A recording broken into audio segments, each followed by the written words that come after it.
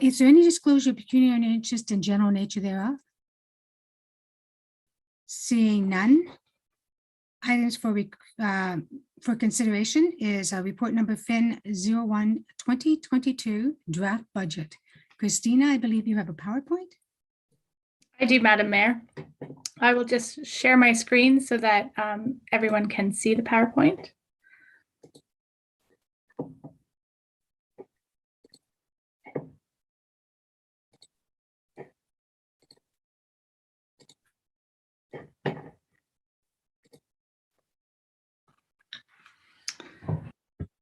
This presentation is just a highlight of some of the key drivers behind the 2022 budget.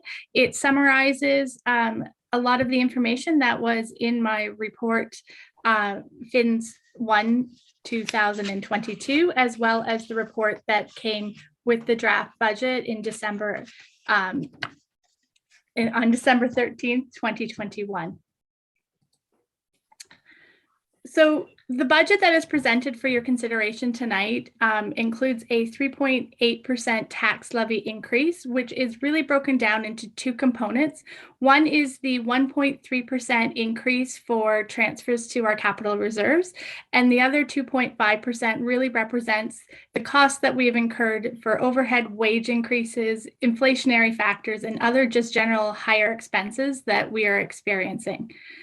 What this means at the end of the day is for the average homeowner, which according to the Opta data is $372,000 and $300, that would be an increase of $35.40. On the screen, I have also showed a breakdown of really where our tax dollars come from. You can see that the majority of our funds actually comes from our residential tax rates. They make up the largest portion of the weighted assessment, and then commercial industrial being the next two largest groups. When you're looking at the entire amount that a resident of North Dumfries will pay, there are three components to their tax bill, only one of which we can control, and that is the township's portion of the tax rate. There is also a portion for the region of Waterloo, and then the portion for the school boards as well. So for the 2022 budget, we're predicting that the township of North Dumfries' share of that overall dollar is 28%. So again, for every dollar spent, 28 cents of that will go towards the township.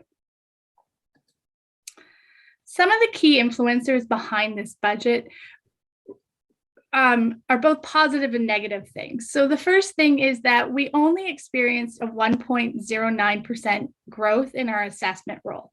If you looked at it at a high level, it showed 1.25, but the biggest parts of that were actually in exempt properties, which doesn't actually allow us to tax them. So what we were able to have a growth in the assessment was 1.09%. MPACT is responsible for new properties being assessed. There is a timing lag between when buildings are occupied or construction is finalized, if you prefer, and when they get assessed on the tax roll. MPACT tries to make sure that 80 to 85% is their target of within 1 year of occupancy is what's added to the tax roll. So we had, as a township, quite a significant growth, but in the later part of the 2021 year, which means that we will be seeing that assessment growth actually in 2023 and potentially some even in 2024. So that's a little unfortunate in that we start incurring the expenses for all of the new houses before we actually are able to generate the revenues on it. However, when they are assessed, it does come in as a supplementary bill, and it will go back to the date of when the construction was completed. So it is a timing difference that we have to deal with for 2022. The other factor that is a little unusual going into this is that inflation at the end of 2021 has been just over 4%. Typically, the Bank of Canada actually targets between 1% and 3%. And if you go back for quite a few years, we've been hovering around a 2% inflation factor. There's a lot of reasons why this is happening. A lot of them due, unfortunately, to the pandemic and just changes in supplies and demand. At first, they were saying that it would only be for the first quarter. Then economists were predicting by mid-year. The latest I've heard, it's actually going to go into the late part of the year. My father, who's an economist, tells me that if you have 3 economists in the room, they will give you 3 different predictions, all of which are 100% accurate, of course.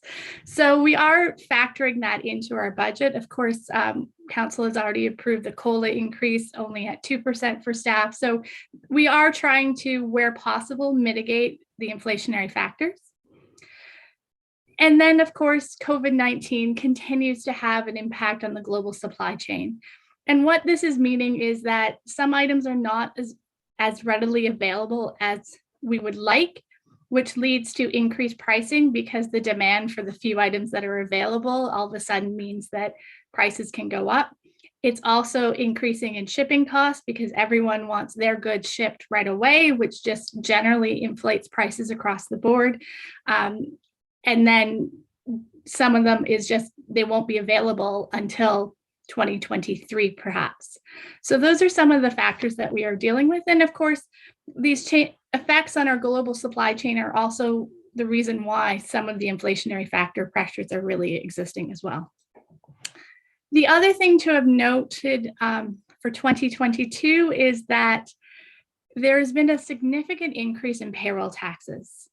The CPP rate has actually increased in 2022, as has the yearly maximum pension amount. So the amount that you actually pay CPP towards is also increased. So when you look at both of those, it's actually a 5% increase in our payroll taxes. And as you'll see later on, salaries and wages do make up some of our largest expenditures, so that does have an influence on our budget. There had been talk about asking Parliament to delay the increases, but none of that has gone through. So it is something we are going to have to factor in. The other surprise from a budgetary perspective that is quite significant is what's happening in the municipal insurance sector. And I've already brought a few reports to council regarding this, so I won't take up a lot of time talking about it, but it is a significant cost driver that at our last renewal this past summer, we did see quite a significant increase in the amount, and we are anticipating when the policy renews again next summer that there will be a comparable increase as well. So that has been factored into the budget as well. The other thing that we have looked at as a township are some enhancements and services and some strengthening of some of our programs.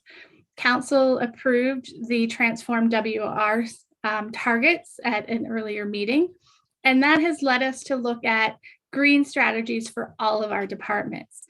The unfortunate thing is right now, some of those green strategies do come with a price tag. For example, a hybrid vehicle is slightly higher cost than a regular gasoline version of the vehicle for 2022, but it does promote significant reductions in our emissions. So it is a good and worthwhile program. We are also looking at implementing the Jet Ice program, which is a way of providing more efficient energy usage in terms of making ice at the arenas and whether or not it is hot water or cold water. And I could turn it over to Director Winter at some point to discuss that program if you would like more details on that one. And we're also looking wherever we can for energy efficiencies because the two biggest emitters for the township are with our vehicles and our buildings.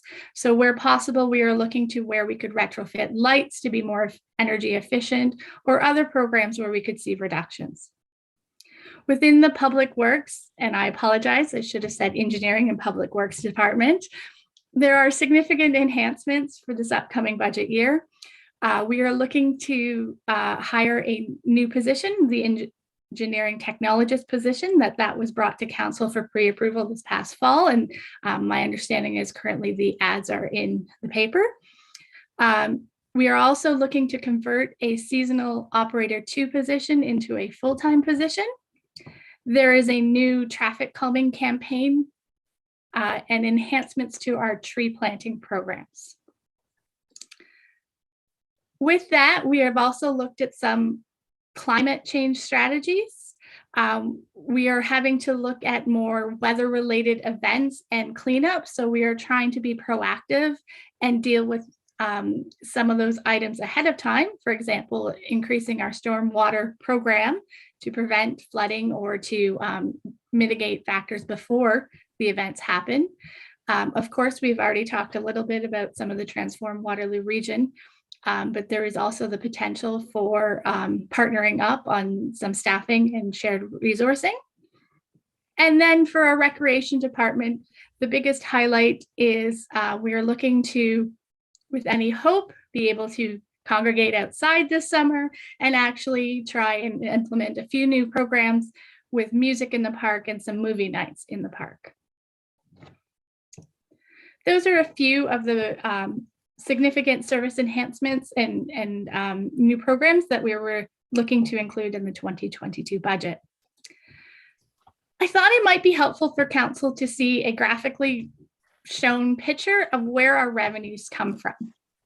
The largest sector you can see there on the screen in orange is our taxation revenue. That is the main source of funding for the township. We do get 17% of our funding does come from user fees. That would be those rentals of our various halls, our user groups who are playing hockey or baseball or using other facilities.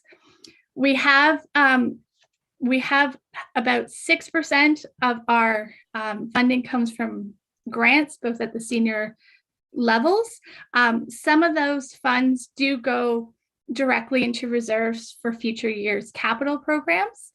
And then we also have some money that comes in from other sources, such as our interest on our bank account or our interest on our property taxes or other types of revenues of that nature. The other 10% you can see there is we do pull in money from the reserves. That's not actually new dollars. Those are dollars that the township would have set aside in previous years for either a project that was not completed or for a future need. If I then break down our expenses, and I should note that those were operating expenses, they were not 100% capital funding projects. We'll talk about capital a little later. When I break down our expenses, you can see that 44% of our funding has to go towards our wages. We are a service organization.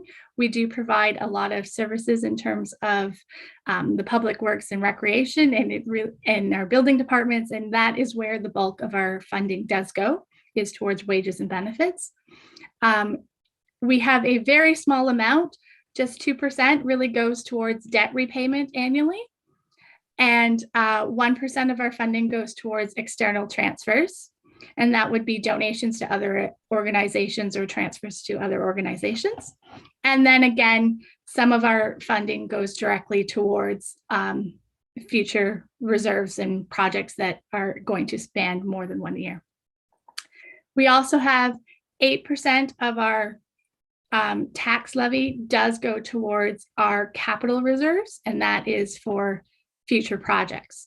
Now, when I said that 13% goes towards reserves, I would like to point out that that does include transfers such as the aggregate funding that we get in, that we then tuck into a reserve for infrastructure to be able to use on capital projects in the future. It also includes the money we get from Energy Plus that we also put into our reserves for future capital, and the gas tax funding as well. I just wanted to highlight, in summary, a few of the major capital projects for the 2022 year. We continue to work on our roads and road improvements projects every year. That does increase how much we would like to spend on it year over year, and try and do some more preventative maintenance so that we can maintain our road infrastructures. We have a life cycle replacement program for our vehicles for 2022. As I've already mentioned, we will actually be replacing wherever possible with hybrid or electric vehicles. In this case, it's mostly the hybrid vehicles because we're not quite set up for full-on electric, but it was something we were looking at. We have the new traffic calming program. We have some enhancements to our parks where we were actually looking towards going towards our outdoor fitness equipment. We had started some of that in 2021, and this is expanding that so that Clyde Park and Cowan Park have outdoor fitness circuits, excuse me. And finally, we are also looking at some other enhancements to parks, such as Smith Park, which will have some fairly advanced enhancements to it, including our first fully integrated barrier-free play structure, which is, I think, a very exciting concept for the township. In the December meeting, we did bring to your attention a few of the capital projects that we sought pre-approval for. The reason we did this was primarily due to, again, those factors affecting the supply chain. When we have found that we have gone to purchase vehicles, the length of time to acquire these vehicles is actually quite significant. So by seeking that pre-approval, we can actually go out to the market right now and start getting quotes and seeing what is available so that we can ensure delivery within fiscal 2022. Some of the other projects were brought to council's attention because it just allows us to get ahead of the majority of the market, and so we can get better pricing by going out in January as opposed to waiting till March or April, specifically talking about the roads resurfacing projects. The fire equipment are things that the protective equipment, we go in with the other municipalities to get good rates. So again, it's best if we purchase that in February.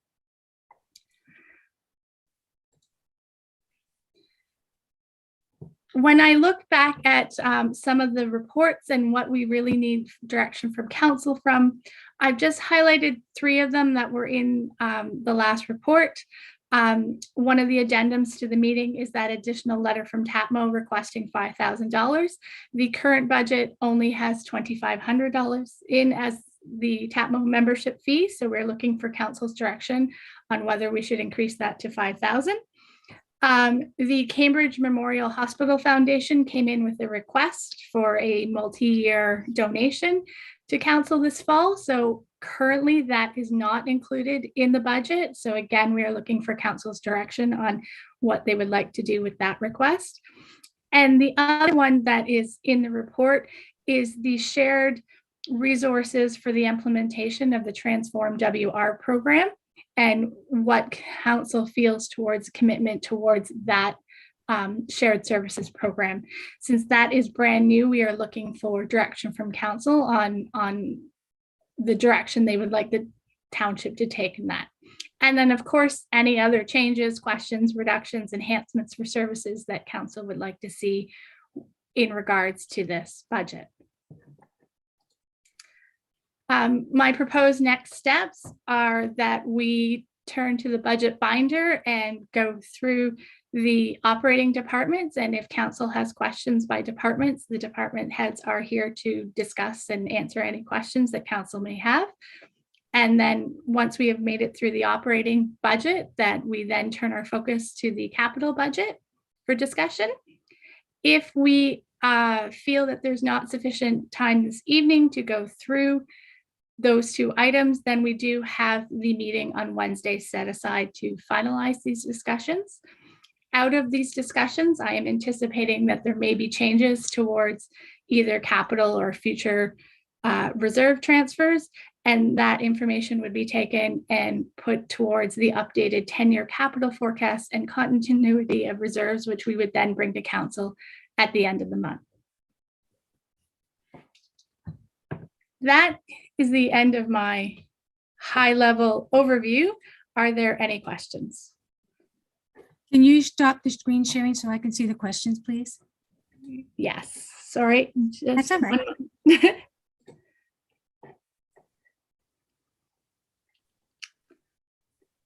Looks a lot easier when other people are trying to shop.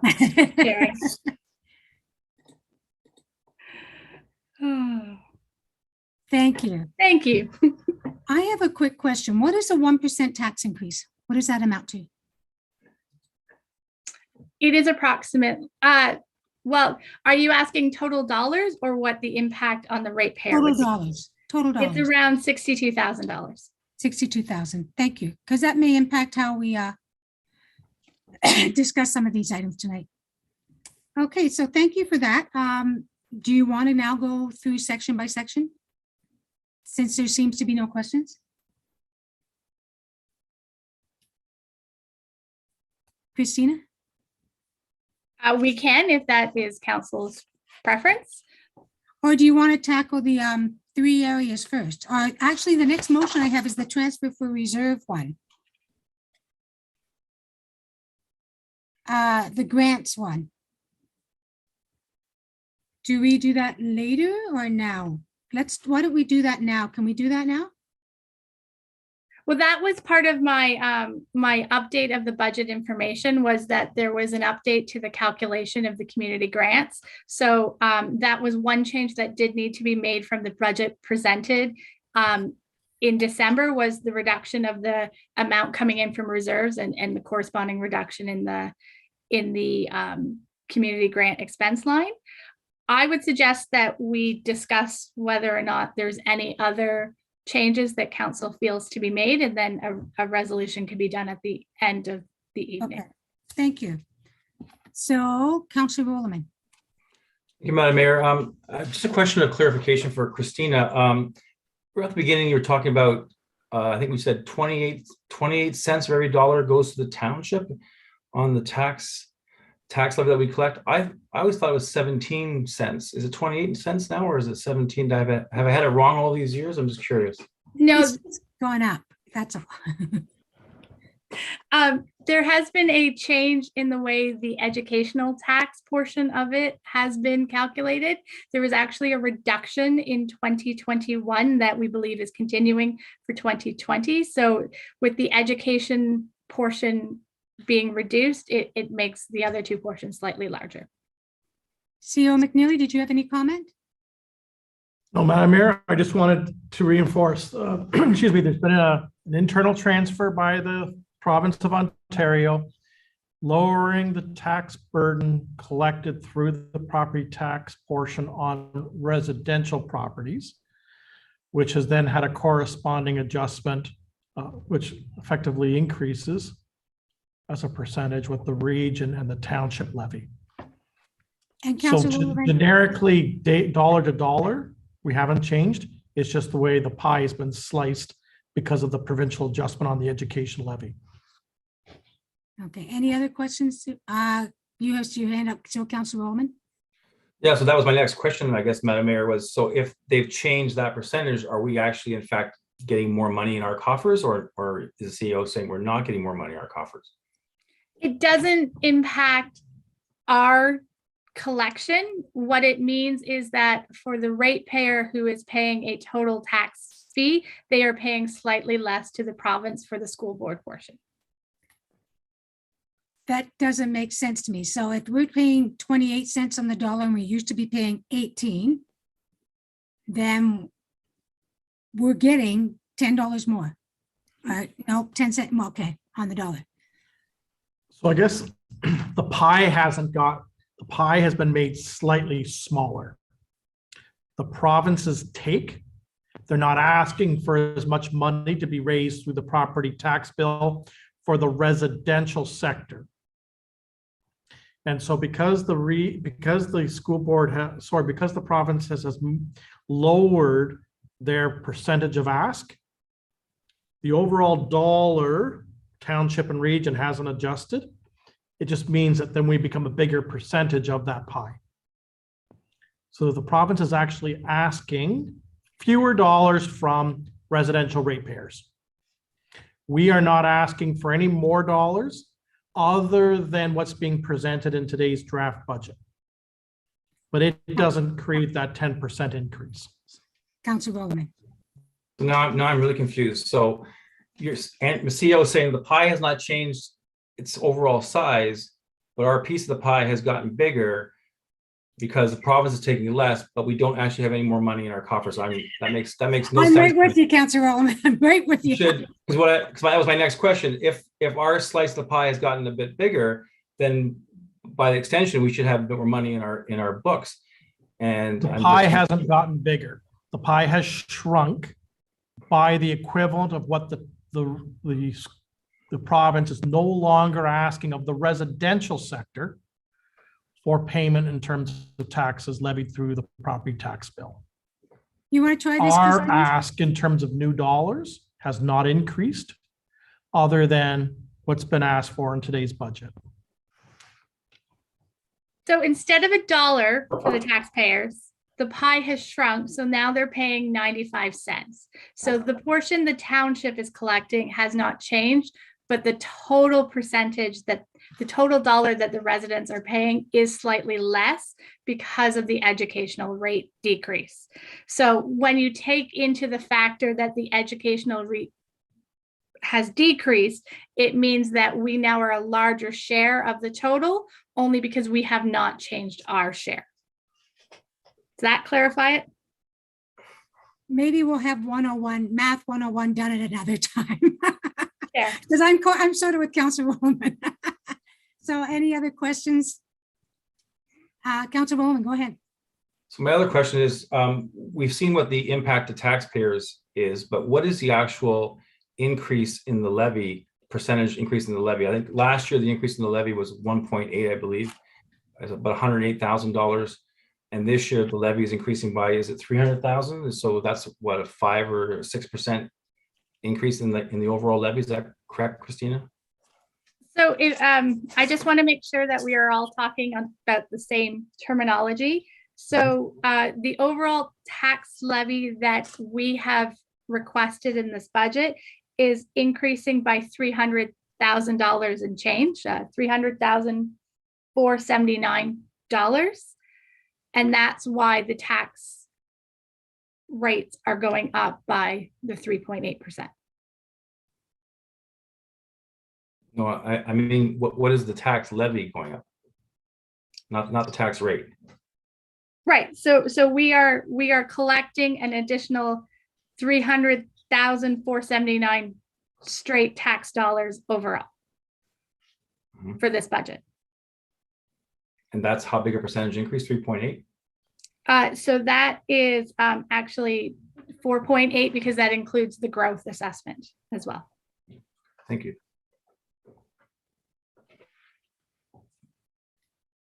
I don't see any further questions. So maybe if we want to go section by section now.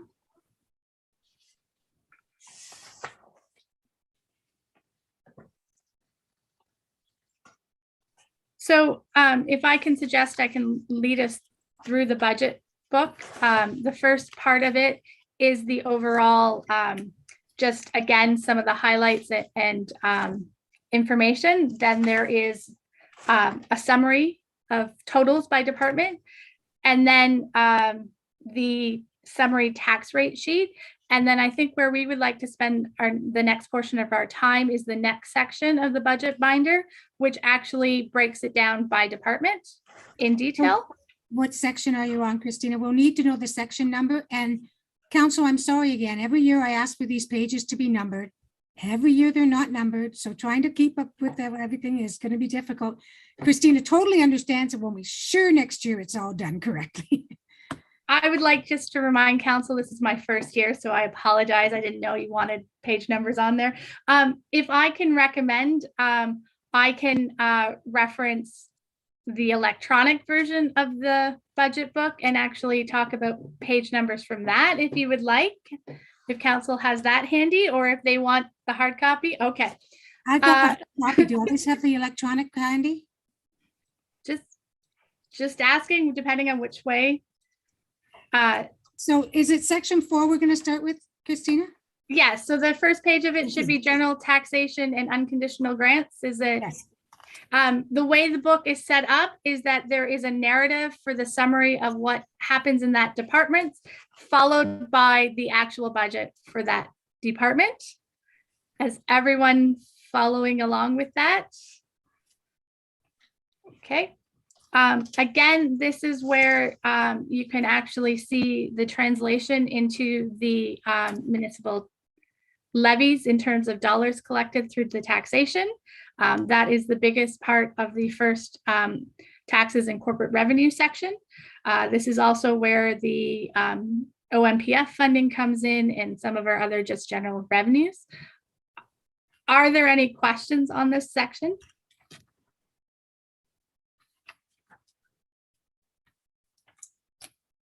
This section takes into the, I'm sorry, it's Shakespeare, the TAPMO one, which should state 5,000 was the request from TAPMO.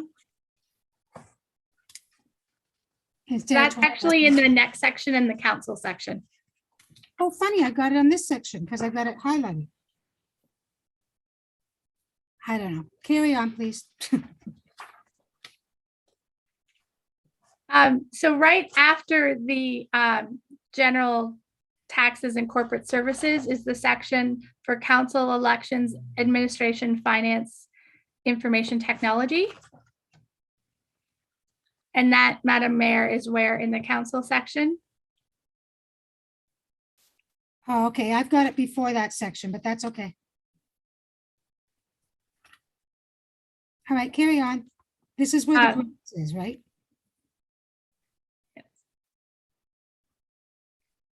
So I mean, I can go over highlights of each department, or if there's any questions on the council expenditures or on the election expenditures or on the administrative, finance and information technology sections. Counselors, any questions on this? Seeing none, I just have one, on the page where we did the grants thing. Okay, so that's $40,000 in tax grants were estimated, 1,700 unspent funds, et cetera, et cetera. Did we extend the date that grants can be applied for? And do you want to explain why if we did? Please. So we did extend, we didn't do as much social media highlighting of the grants program in December. So in order to ensure that it was fair for everyone to apply, we've just extended the date by 2 weeks to January 24th for the applications to get in. Some of the applications that have come in were not complete. So again, we went out to those people and asked them to have the completed information in by January 17th. And then we are compiling a list of all of the grants that have been applied for, and then that will be brought to the working committee's attention to for a recommendation for council. This is the section where the carry forward from 2021 is not as high as anticipated. So instead of 17,500, that needs to be reduced to $10,000, and to not impact the taxes raised, we're also recommending a reduction in the community grant expense line by that 7,500, which would then bring the grant expense line from $40,000 down to $32,500. And can you give us a ballpark figure on the grants so far that have come in, the applications? I cannot, I would have to grab that up. Denise has been assisting me with pulling them in. I do know a couple of them that I've looked at have asked for upwards of $10,000 as a grant for a couple of organizations. So we are probably, if not at a similar level to last year, there's probably a higher request for grants. And last year was about 60,000, was it not? Last year, we ended up providing $38,000. Yeah, but weren't the requests higher than that? We didn't fill all the requests, did we? I'm afraid that was before my time. Yeah, we'll come across that later. Counselors, still has no other questions? Okay, carry on, please, Christina. Well, I wasn't sure if at this point counselors wanted to have a discussion on TAPMO, or if we want to leave that to the end, or. I wouldn't mind trying to justify the TAPMO one. So TAPMO, as you know, fights for the municipalities in each of our areas. And you know that it's been a hard fight. Margaret now sits on the board as well as I do. So what's the $5,000 for? Well, right now it's to pay for professionals, because our word's not heard. How many times I've gone to the Ministry of Natural Resources and they've said, show me the science, give me the professionals. It can't be, oh, there's a lot of dust, oh, there's a lot of noise, oh, it impacts water. So now TAPMO's saying they need to hire professionals to justify our stand on of these things. So that's what the money's going to be used. It's going to be used to hire professionals to justify when we need to make a case at the province. And especially with water, if you read today the article in the Record in regards to the water in the water table and what's happening, it quite clearly states how aggregate and sand and that cleans our water and how much it's being diminished. And it's a real concern. So that's what TAPMO's doing. Now, we need a discussion here from council as to whether they agree with the 5,000, whether they want to do the 2,500 or do nothing. It's your choice. The other thing to consider is that the funds should not come from the aggregate reserve.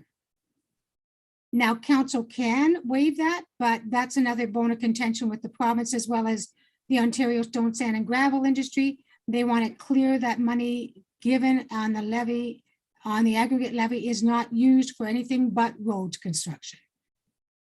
So we need a discussion now, folks. Councillor Gillespie. Thank you, Madam Mayor. If I'm not mistaken, when they first hired this consultant, didn't he say he could get some results in about 6 months? And that's a year ago. So I'm just wondering what, like, it just seems that you pay for consultants for everything and nothing ever happens. So it's a little frustrating to me that we're keep forking out money for consultants. Yeah, this will not be consultant. That was a lobbyist group. They weren't consultants. They weren't professionals. They were a lobby group. And we did meet with many, many ministers, whether it'll make a difference. And we discussed this again at the TAPMO meeting the other day, and Councilor McCreary will clarify if I get it wrong. But MPACT is here, who sets the tax rate, and the province is here, and the province watches MPACT but doesn't control them. So believe it or not, Pushlands won their case in regards to the percentage of aggregate paid for taxes, which we've been talking about. You know, the residentials are paying a lot of the tax. So they won. So who's appealing it? MPACT, the body that they are actually the ones that are taking on the appeal. So that was quite shocking to all of us. And so we are actually fighting our own government body. But Councilor McCreary, maybe you can explain better, or go ahead. Oh, you're on mute, Councilor McCreary. Okay. I'd just like to say that TAPMO is asking for more money from the larger producers in particular, because TAPMO wants to change the way it's operating. Previously, it was very small group. We didn't have a lot of money, or it didn't have a lot of money. And so it couldn't actually be very aggressive or very proactive. However, we are now up against the Ontario Stone, Sand and Gravel Association. They are a professional lobby group. They have full-time employees. So their voice is being heard a lot, and ours no longer is, or we're not able to make enough noise. So the idea here is for the municipalities with a lot of gravel to pool our resources so that we have some money to actually work with, so that we can do our own studies, we can hire consultants, and we can make sure our voice is being heard and we're represented in front of the provincial government. So yes, we did hire the consultants last year and pay some money out for that, but the results from this type of thing don't happen overnight. This will be an ongoing process that will take years. So what we would like to do is just change the overall funding for TAPMO, make it a stronger, more vital, more active organization so that we can get our viewpoint across and can get some changes made that we need to see happen. And right now, our fee would be paid out of the general taxation levy. It's not coming out of the gravel levy. The way our budget is structured is just coming out of general taxation. So we don't have a problem there. We don't have to worry about that. If I may, so one of the things I've suggested to TAPMO, oh, your hand's back up, Margaret. Did you want, oh, okay. What I wanted I have always suggested to TAPMO that we should go after the province and say, if you go below the water table at a pit, you have to be, there has to be a minimum distance standard. You have to be a kilometer or two away from the next time you go below a pit. And I've shown you all the pictures of the 10 pits in a row that went below the water table, and the water is a blacky green. So it's just basically killed the water. It's for over 10 kilometers long of this pit after pit after pit with a 5-foot strip in between each pit. If I haven't shown it to you, let me know and I'll send it to you. So I want that minimum distance standard so that can't happen. We're really lucky in North Dumfries. We don't have many below the water table, although the one down from the NDCC at the Bromberg pit, it was called, is actually a below the water table one. They just haven't gone below the water table. So I want this 2 kilometer minimum distance standard, but I have to show the science. I have to prove that it actually helps to keep the water filtered. And if I don't show that science, they're not going to follow it. So CHAPMO would have to hire experts to say, you need this much of aggregate to filter the water. So that's one of the things that I would hope they would use it for. Councillor McCreary. But I'd also like to comment that if you look at the fee schedule, Schedule A, which came in with the addendum, and they list the municipalities by tonnage that's produced. These are the municipalities in Ontario, and right now North Dumfries is the second. So we're the second highest producer of gravel in the province. So spending $5,000 on TAPMO to make sure that our voice is being heard and that our residents' voices are being heard and that problems are being addressed is really not a large amount of money, or I think it'd be money that's very well spent. And I would like to see TAPMO well financed so that it can change its method of operating and just become more proactive and more progressive and a stronger group. Now I asked Christina what impact what impact would it have on the budget? We're at 3.8% if we did do the TAPMO one. And I believe she said it may go up to 3.9, but not much of an impact. Any other questions or comments? How do you feel about this, folks? Is it one of the things you want to go at the 5,000? Do you want to leave it at 2,500? Councillor Rollman, any thoughts? I was just looking at it. I mean, I think if TAPMO has an end goal, then I'm fine with the 5,000. If we're putting 5,000 in and nothing's achieved, then is the money wasted? So I guess my question would be is what do we have to look at in 3 or 4 or 6 months time that we can evaluate whether this is successful? I'm prepared to do it, maybe perhaps this time, but if we don't see any meaningful change or any meaningful movement against the government in the future, are we just wasting our money? And that's really my question, I guess. CO McNeely. Madam Mayor, this sort of builds on the discussions that both you and Councillor McCurry has put forward about, I'm going to use the word adding capacity and professionalism to the base arguments that are made with senior levels of government, the province, etc. One option that may be available if TAPMO is looking at raising more monies is to include the upper tier governments. At this point in time, the current terms of reference of TAPMO do not allow the upper tiers to be a member of TAPMO. So if we look at assessment, just as an example, and trying to recalibrate the assessed value of aggregate operations, the bigger winners are going to be the regions and the counties because they take a larger percentage of the taxable assessment on industrial properties. So while council may be looking at raising our membership portion to the $5,000 limit, maybe a second resolution would be for TAPMO to revisit their membership and see whether or not upper tiers like Wellington and the region of Waterloo and the region of Halton and other upper tiers participate in TAPMO, and you would actually be able to potentially tap into more dollars to give you more ammunition to hire various professionals. Very good point, CO McNeely. It's important to note that Wellington County did step up and funded all the legalized costs for the assessment of aggregate.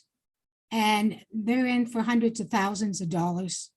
I don't know if it's getting close to $1 million or not yet. And they're still fighting that fight because MPAC's appealing the decision. They did win. They did win at the tribunal, saying that aggregate is not paying their fair share of taxes and it should not be downloaded to the residences. And so now MPAC has appealed that. And Councillor Williman, you're absolutely right. We do want to see results, but I don't think results will come in 6 months. This is government. Practically nothing comes in 6 months. Actually, things may come due to an election year, but otherwise, so I don't know. And this is legislative change. And legislative change takes forever. For instance, and I'm going to go back to last term or 2 terms ago when Catherine McGarry was the Minister of Natural Resources and Forests, and some of the changes she brought in weren't near what we had hoped at that time. So will we make changes that way? No, but we're hoping we'll be more professional, as Councillor McCreary stated, or CEO McNeil, I can't remember which, and have it funded. So we're asking maybe let's do it and reevaluate it every year. That will be our choice every year in the budget. We have the option to reevaluate. Councillor Osner, what are your thoughts? No, I'm okay with it, with the $5,000, and I agree that we monitor it and see if we're getting our money's worth. And you know, TAPMO can show us what they're doing. They've got the year to show us what they're doing. So you know, the thing is, if you don't lobby, you don't get answers. So, and lobbying costs money, and you know, somebody's got to pay for it. So, you know, in the long run, it's going to benefit the residents. It's going to, we hope it's going to benefit the residents in the community as a whole. Councillor Gillespie. I just get frustrated with the amount of money that we put out for consultants, and just kind of seems like an empty pit. But I guess it seems to be the way things are run. I don't agree with it, but yeah, I guess we just have to keep an eye on it and hope we get some kind of results. Agreed. Okay, so it looks like we are going to back the $5,000 for TAPMO. I didn't hear any strong negatives. Christina, what do you want to do next? Did you want to look at the motion that talks about, we'll follow whatever you want to do next. I suggest I'm keeping a list of these changes, and then when we get to the end, we can update the motion to include these changes. Okay. So Are there? The other question I had was, is this where the Cambridge Memorial Hospital Foundation comes in? Yes. I want to suggest to council something. The region does grant this stuff to various groups, right? But you know what? They have a policy. You're only allowed to grant to a school or a hospital or an organization a large sum one time. They don't ever do it twice. So what are the thoughts on Cambridge Memorial Hospital? Again, I'm going to pull you as Margaret. All right, Pam, go ahead. Councillor Gillespie. Yeah, I think everybody really knows my feelings on the hospital. And in this particular time, as long as the funding model is what it is for the hospital, like none of the equipment is paid for by anyone but the residents, basically, it's just prudent that we support the hospital this time. As much as anything, we never know who's going to need the hospital tomorrow. Like, we could all use it tomorrow. And if they don't have the equipment, then we're out of luck. And, you know, if you have a well-equipped hospital, it attracts people, it attracts residents, attracts business. So, like, I think it's only prudent that we support the hospital again.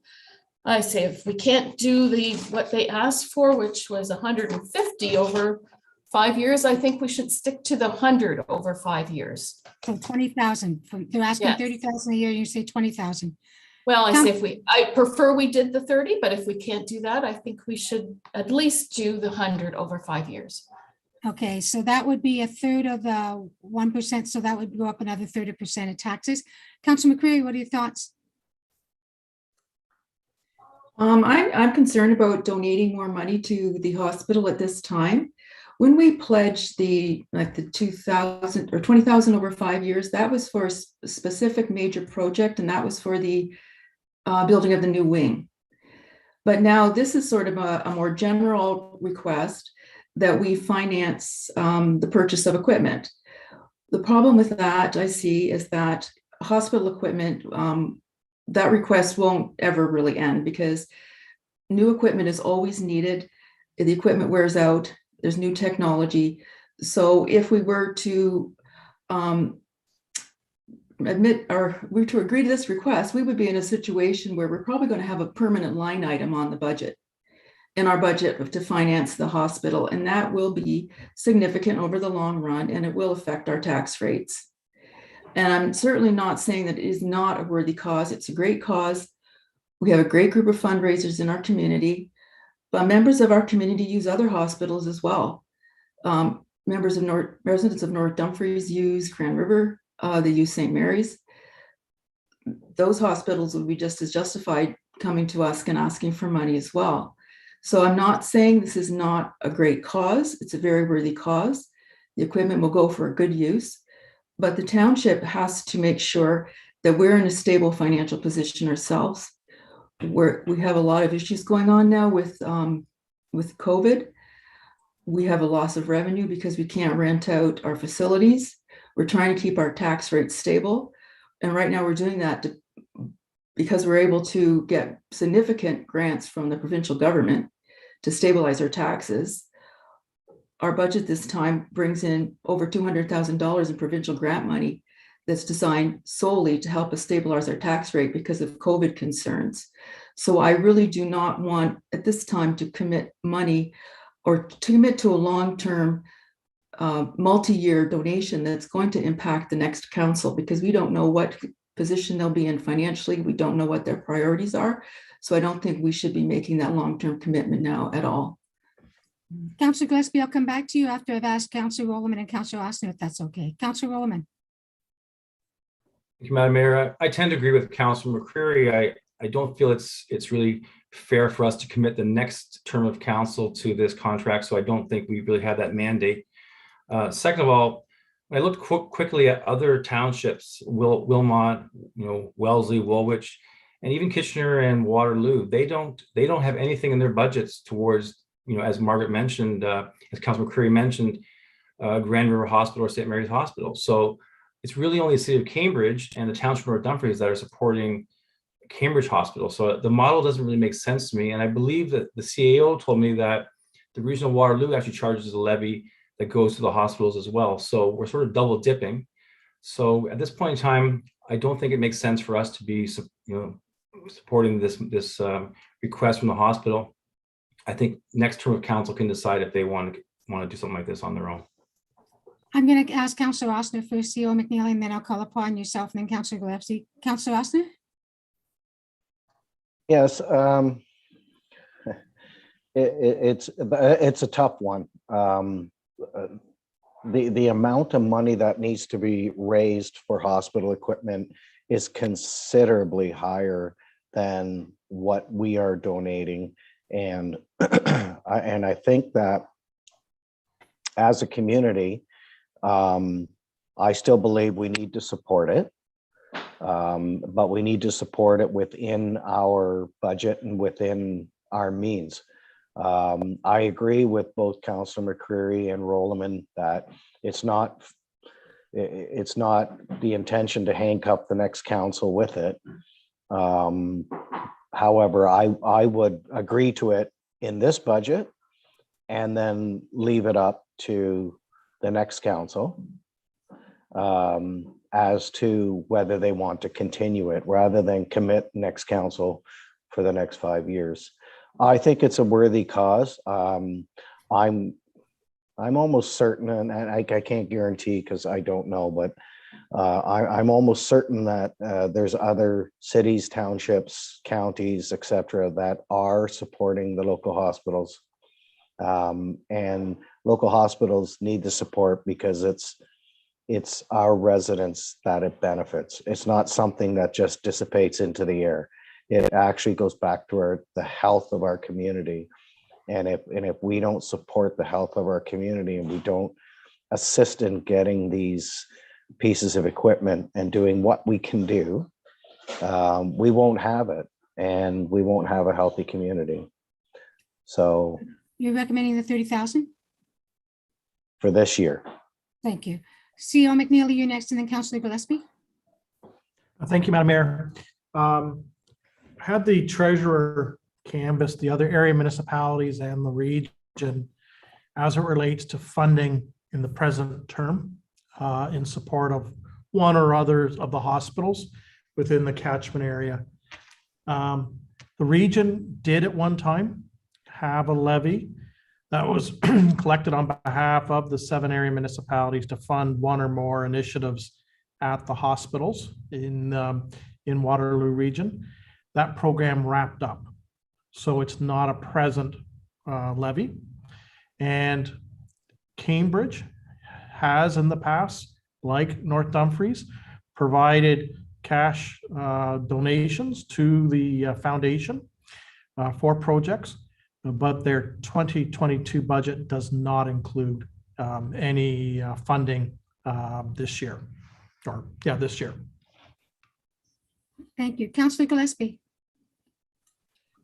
Yes, I thank you, Madam Mayor. I just wondered, some of the things we have in the budget for, say, Family Day or whatever, that those things might not happen, or we might not use all that money. Just whatever happens to that money, does it, like I was wondering, can we have a hospital reserve fund that we put extra money into over the year that is not used for other items, that we could draw from that account to help the hospital out when we're able to? That surplus money, that's at the end of the year, that would be called part of our surplus, and we would decide how it goes through. Some things we just roll over into the next year, but other things we put into funds, reserve fund. Councillor McCreary. I just wanted to clarify something that CEO McNeely said. CEO McNeely, would we then be the only municipality in the region that's donating to a hospital in 2022, as far as you know? Based on the calls that the treasurer made to the other area municipalities and the region, if council were to provide funding as part of the 22 budget, then for this year, yes, we would be the only municipality making a direct contribution to one or more of the hospitals in the Waterloo catchment area. Thank you. I just would like to note that healthcare is a provincial responsibility, and that's something the Ontario government should be providing for. By not providing money to purchase equipment, they are in effect taking their responsibility and downloading it onto individuals, and see in some cases other levels of government picking it up. But I'd like to say this is a great cause, it is a worthwhile cause, but as a municipality, we are not responsible for providing health care. Now, if I can ask council to recall, just a few months ago, we passed a motion insisting the province take over the funding of hospitals for the purpose of paying for the equipment. And that was a motion sent by this council, that was sent by a lot of councils in Ontario, so that they don't have to struggle every time the equipment's updated. Okay, so it sounds like it's a 50-50 split. Half of these are saying no and half of these are saying yes for a 1 year. If we said yes for a 1 year, we're looking at a 0.5% tax increase. Is that correct? Because 0.5%, because 1% is 60,000, correct, Christina?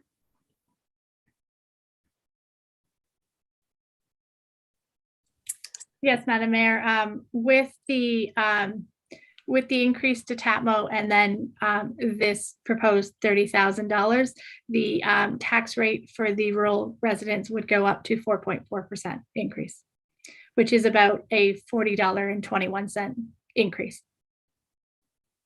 on an average household. Just out of curiosity, and I was going to ask this later on, is when is our loan done to the region? Is it 2024? The debenture payment for the NDCC, the last installment is year end 2024. 2024, thank you. Okay. Do we want to vote on this, folks?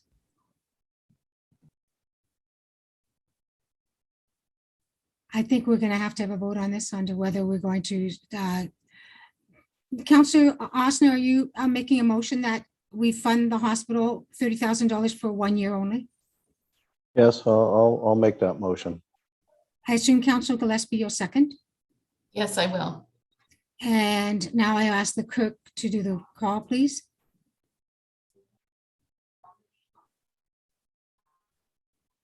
Councillor Rollman, No.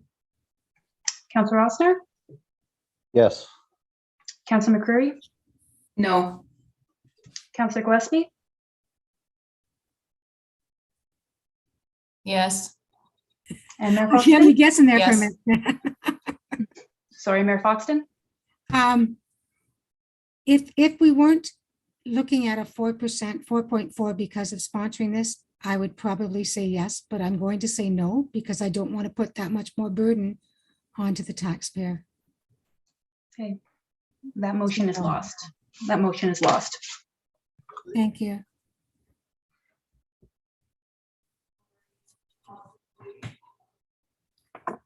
Okay, Christina, what's next, dear?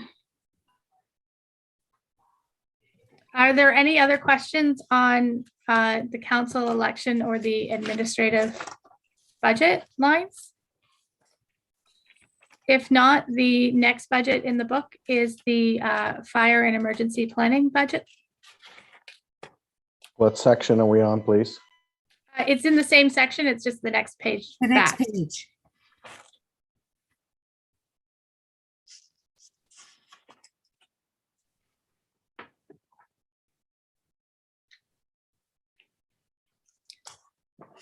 Any questions, councillors? I don't see any, so let's move on to the next Oh, page, I believe. Sorry, I didn't get Councilwoman my hand Roman. up fast enough. Sorry, go ahead, Councillor Roman. I mean Osner. And then Councillor Roman. Actually, Rod had his hand up. Oh, thanks, guys. Rod first, please. Madam Mayor, my question is just to the chief, and I know this is something that we discuss every single year with regards to the contract in Cambridge. So I've been on council now for, this will be my 8th budget, I guess, so approximately $400,000 per year is going to Cambridge. It's about $3.2 million. At what point in time do we look at that number and say, is it time to build our own fire station in Ward 4, maybe with a community hall? Maybe show the residents in Ward 4 and that half of Ward 3 that we do care about them and that we have our own fire service. This year we've looked at, St. Clements, we've looked at, Drumbo, Princeton, all those surrounding small stations. They all seem to manage to have a fire station. St. Clements especially struck me because they had mutual aid provided by Waterloo if they can't respond. It got me to thinking that why can't we do the same thing in Ward 4, have a fire station set up on Councillor Gillespie's front lawn, and maybe we have a fire department out there somewhere, I don't know. And is it time to think about this? I don't want to get into a big fight about it, but is it time to think about maybe having our own fire service in Ward 4 and that half of Ward 3? Before you answer, Robert, I have to tell you, there was a huge council meeting. The mayor of Pushlands had a huge council meeting saying, do they approach North Dumfries on building a fire station in Ward 4 with Pushlands? So that's an option the council's already discussed. Chief Shantz. Yes, yes, this topic does come up on a regular basis, of course. And we have always investigated the possibility of putting a station out in Ward 4. The difficulty with that is, where do you put it that you can actually man it? You need to have minimum members of 15, and there's not a real good spot to put it that would cover the entire Ward 4 area and part of Ward 3 effectively. And you still have your cost to man that station. You still have your cost to put trucks in it. You still have your normal capital and operating costs that are going to push your costs up close to that mark for what we're paying Cambridge anyway. We've also investigated the possibility of having other municipalities such as Brant County, Puslinch assist us. They have said that no, we're too far away. St. George from Brampton, one time upon this investigation, they're 10 kilometers from Brampton. They said, yeah, we'll cover Brampton only, but we won't do medicals. So that didn't really help us out at all. Then what do you do with the rest of Ward 4, Clyde area? Rockton is even further away. So that wasn't an option, and Puslinch is even further away. And so there's not a real good spot for the logistics of a station. And it just has never really been something that has made good sense to actually have our own station out in Ward 4 just because of the logistics of it. I wouldn't mind a brainstorming session with Pushlands, Brant, and ourselves saying, what could we make possible? But Councillor Osner, you were next, and I apologize. That's okay. Councillor Roman kind of covered most of it because as he had mentioned, yeah, this is an ongoing thing every year because a lot of money gets spent for that contract. I wasn't aware that there was a mandate that there had to be 15 personnel per satellite, if you will. Is that the clarification that like anytime you put a new building in, you need 15 people, or if it's all part of the same fire department, does that incorporate the whole group? No, to make an effective response, you need a minimum 15, and the NFPA standards set out that basically it's a 10 and 10 response, 10 personnel in 10 minutes. That is a general NFPA response that you need, and to get that you need to have minimum 15. I do recall when Woolwich opened up Breslau, they had trouble keeping that 15 mark, and they almost had to close that station for a while. So, and that governs volunteer fire departments as well as regular fire department of any sort? Yes, there's a little bit different standard for volunteer departments versus career departments regarding the response times. Well, maybe it's time that we consider looking for a spot to relocate our fire department so it's accessible to all wards. Interesting point. CEO McNeely. Go ahead. Thank you, Madam Mayor.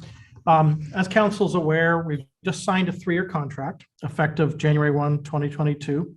So that's bought us 3 years of service. If council wishes a deeper dive into the fire service and what it could look like across North Dumfries, potentially in partnership with adjacencies, whether it be Hamilton, Brant, Pushlands, or even Cambridge, then this is the time to do it because you've got the appropriate time and your back isn't against the wall. Okay. When you've got the clock winding down, good decisions can't be truthed out. And sometimes you make decisions just because of time elapsing. So if it's a serious item that council wishes time invested, then a resolution from council directing staff. It doesn't affect the 22 budget, but what it does, it goes to your long-term strategy. It may not bear fruit, but then at least if I look ahead 2 or 3 years from the present time period, the next term of council can say it's been assessed.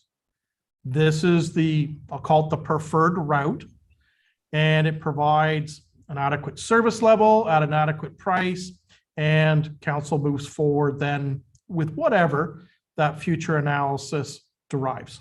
Okay, I wouldn't want to prejudge a final outcome, but if council wishes that, then what would happen is the chief and I have our marching orders. I change the chief's business plan that talks about for 22 and 23, a review of alternative service models, including discussions with adjacent municipalities as to the feasibility of a restructured fire service for those portions of Ward 3 and Ward 4 that presently are not covered by the air station. Councillor Rollerman. Thank you, Madam Mayor. I would welcome the staff report on this. The only thing I would want to have added to that is one part that I mentioned about having some sort of community hall. I know this is a constant problem that we have in Ward 4, where to have meetings, where to have voting, where to have all these things. So perhaps that could be part of the component of the future staff report. I don't know if that's something has to be done in combination with a different department other than the fire department. I don't know if that's Karen Winter or Lee Robinson as well, but I'd be curious to see if there's any benefits that we could get from that, having a community hall and a fire station. So I would like to make a motion that we ask for that staff report if possible. So would your motion please state that, may I suggest that your motion state that the township research and touch base with other municipalities to see the potential of putting a fire station in Ward 4 with the potential of an additional hall? Yes. CEO McNeely? So on the community center or community hall component, we're going to understand fairly soon with the release of the draft leisure services master plan about, I'm going to call bricks and mortar, as well as program opportunities outside of air. That aspect may inform the need for a community hall, both by geographic footprint and spatial. The fire service component, there is no detailed review, and certainly no discussions have occurred with the adjacencies in a meaningful manner to see what their plans are. I know Puss Lynch has assessed the feasibility of a standalone hall in their Cambridge contract area. They have in the interim decide to renew their contract with Cambridge as well. Maybe there's a genesis, but that would be sort of independent of the fire hall. And I only say that just because the fire hall location may not be the best spot for the community hall. And I wouldn't want to necessarily hamstring one or the other, but we'll have a pretty good idea about the community hall aspect coming out of the leisure services master plan.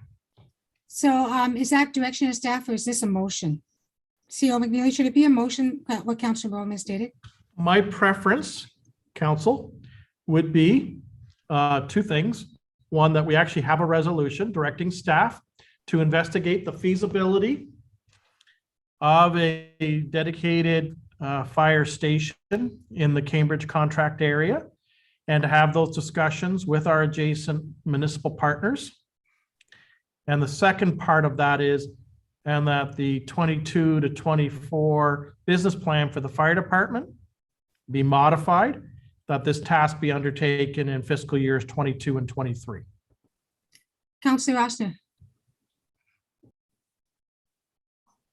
Thank you. And can we add to that to also investigate where a fire hall could be placed in the township where it's accessible for all wards?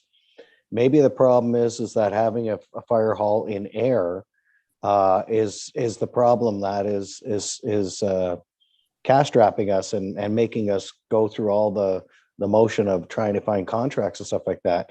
Maybe the fire hall should be located in a more accessible area. I think that a lot of our firefighters actually come from air. And if we go out of town, we may lose some of them, but we may have to look at an overall firefighting plan. I agree with you, Councilor Oster. An overall plan for the North Dumfries Township, encompassing potential of putting another station in Ward 4 or a change of the dynamics of where we are. So I think we're looking at an overall reevaluation of our fire services. And it may get to a point where maybe we've outgrown the volunteer status and we need to have our own fire hall. we have our own fire hall, but if you go to fire services full-time, you're talking millions of dollars, millions and millions. A full-time firefighter makes six figures, and you'd need at least 10 minimum, probably 15 for the rotation of their shifts. So that's a lot of money. And that's just wages.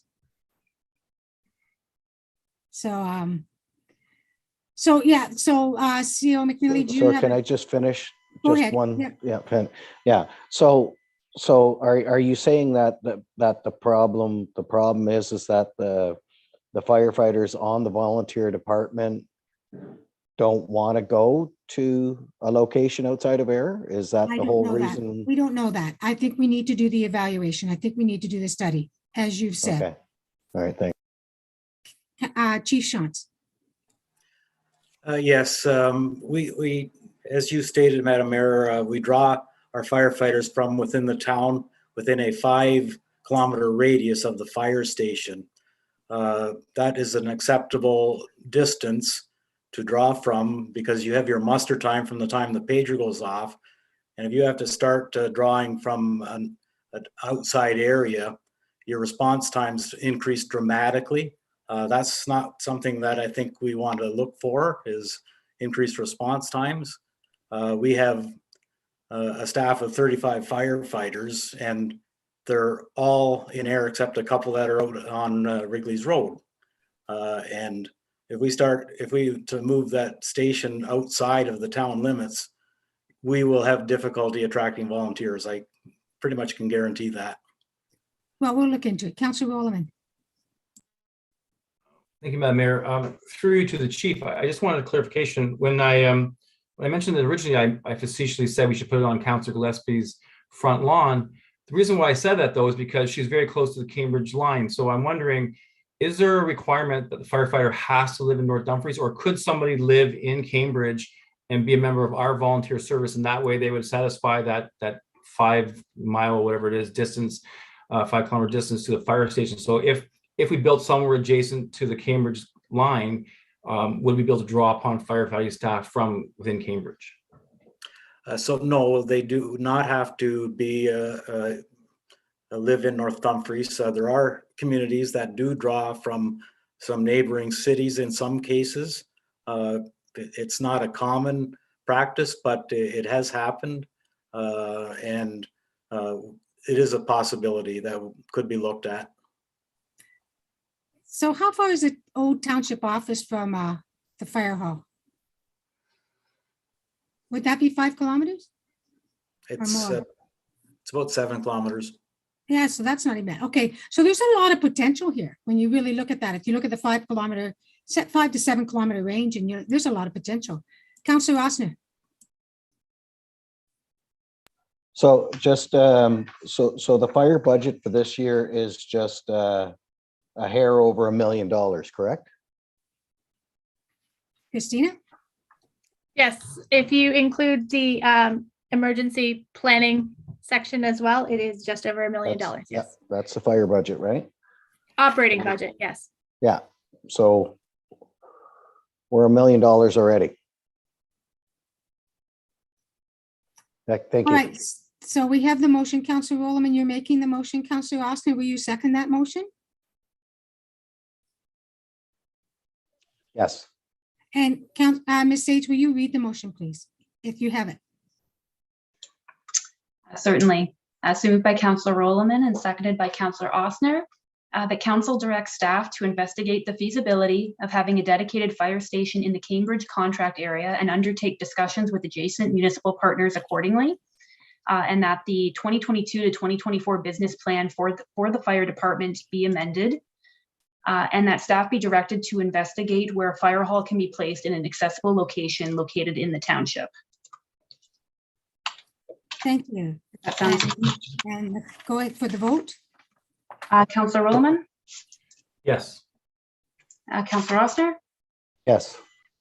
Councillor McCreary, Yes. Councillor Gillespie, Yes. and Mayor Foxton. Yes. That carries. So Christina, you're up again. Sorry, that wasn't budget, but that needed to be done. Go It ahead. is all part of our budget. The next section is under the definitions of the FIR and the rest of the protection services. So the first part will be building services, which I would like to remind council is subject to Bill 124, which means that it has to be a self-sustaining and does not actually impact the tax levy. And then also within that next section is the animal control and bylaw budget as well. You may note, and the school crossing guards, you may note that the building department does look like it doesn't quite come down to 0, but that's just because the transfer to the reserve for the vehicle is actually on the capital budget. So if you add them together, they net to 0. I must state at this time that I'm quite pleased at the job you're doing, Shannon. Very proud of how you've come along with this. And I know you've taken a lot of pressure off CAO McNeely, and because he has complete confidence in you, and that's very good. Any questions or comments?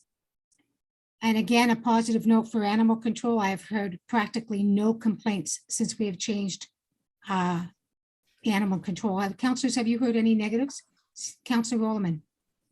Thank you, Madam Mayor. The only comment I've heard is some people have been confused and phoned Cambridge Humane Society by accident. So I'm wondering if we can get the messaging out there a little bit more that we're actually with the Kitchener-Waterloo Humane Society, not the Cambridge one. I've had a few people contact me personally and say, oh, I called Cambridge and they wouldn't come out. And I've had to tell them, no, you have to call Kitchener. So maybe we can just do that little bit of push on that message. Maybe get it on social media a couple of times. Thank you, Councillor Rollerman. So if nothing else is there, carry on, Christina. If there is no questions on the rest of protection services, then the next page that you flip over to will be the engineering and public works department. That is again broken down into our various different project lines. So it does go over a few pages, and then also included in there is our very minimal garbage tag sales and the very little environmental related to the repayment of the debt through the water main, for the water main. Roseville will be happy to finally get rid of that debt. I don't see any questions, so carry on. Oh, Councillor Osner. Thank you, Madam Mayor. I just had going through some of the line items, and I've noticed it relatively constant. For example, there's 21 approved budget and 22 draft budget. In the public works, down in admin, conferences, training, etc. 10,000 was budgeted. This year, 11,750 was budgeted. Last year's actual was only 1,600.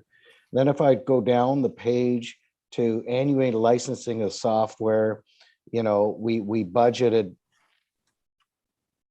15,000 this year, which is almost double of last year. Then if I keep going down, for example, Freightliner plow, it's budgeted last year 12,650. We actually used 4,700. This year it's budgeted 13,500. Why are the numbers being budgeted so high, yet the actuals come in so low? I mean that makes the budget look good, but when we add those high numbers in, that also makes the tax rate go up. So I'm just wondering if these numbers could be trimmed a little tighter to the actuals, could we actually get our tax rate down? Go ahead, Christina. So with those items that you have mentioned, the conferencing was, because we were virtual, there were not as many conferences that we were attending in person. At the time the budget was drafted, we were looking at a more normal return to conference where people were suggesting that conferences would be in person. So that also involves mileage and hotel stays as well as attendance at conferences. Also with the hiring of the new engineering technologists, the number of professional development hours was anticipated to go up for the 2022 budget. In regards to the annual licensing and software, the increase is because the addition of the roll patrol software. We've narrowed it down to 2 vendors, and we are hoping to purchase that in January, which was out of the 2021 budget. So that is why that one has increased for the 2022 budget. And so we did attempt to understanding how high the tax rate increase was. We did attempt to look where there were historic savings year over year from budgeted lines to actuals to try and reduce those. So we have managed to do that in some of the budget lines, but not in all of them. Councillor Osner? Okay, thanks, Christina. It's just when I look at that, when I'm using conferences as an example, it's like the budget line wasn't put in from the year before. It was an increase of 11% that was added on top of the 10,000 that was there before. And it seems to be constant down through the lines with several other items. All I'm saying is that like it's almost like a buffer zone is being put in as an increase on top of the actuals that were budgeted or what was budgeted last year. So, you know, I don't understand. It's almost like there's a percentage that's being taken to increase on certain line items rather than using the previous numbers. And when you put an extra 11% down the line or 10% down the line, and you know, like I'm not gonna ask you to go through every single line and justify why it's like that. I'm just saying in general, if there's a way to, instead of looking at certain numbers and thinking that it's 10 or 11 or 15% a higher number than the last year's budget, I'm just wondering in general if that can be trimmed a little bit so that we're not going up and up and up with our tax rate with the things that we truly need to do. Councillor Osner, I may not understand this, but if I start with that conferences, training, education number, in 2019, the actual was $13,390.34. In 2020, the actual was $11,245.97. The 2021 approved budget was 10,000, but we didn't do it because 2021 canceled everything. And we actually only spent $1,626.73. So what looks like is we're carrying forward possibly that $1,626.73 plus the 10,000 that was budgeted for in 2021 that we did not use for this year. These are not roughed in numbers. These are actuals, right? You understood that, right? Well, that's not an actual number. We budgeted 10,000. They only used 1,600. That goes into our surplus, correct? It doesn't get budgeted into 2020. And that makes the 11,750. But yeah, but we're saying that if in our last actual was between 2019 and 2020 was a 13,000 and 11,000. So we've come out with a conservative guess of 11,000. Because the actual full year one was 13,390. That was the last full year.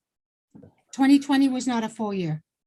Yeah, my guess would have been with the budget this year, with COVID, et cetera.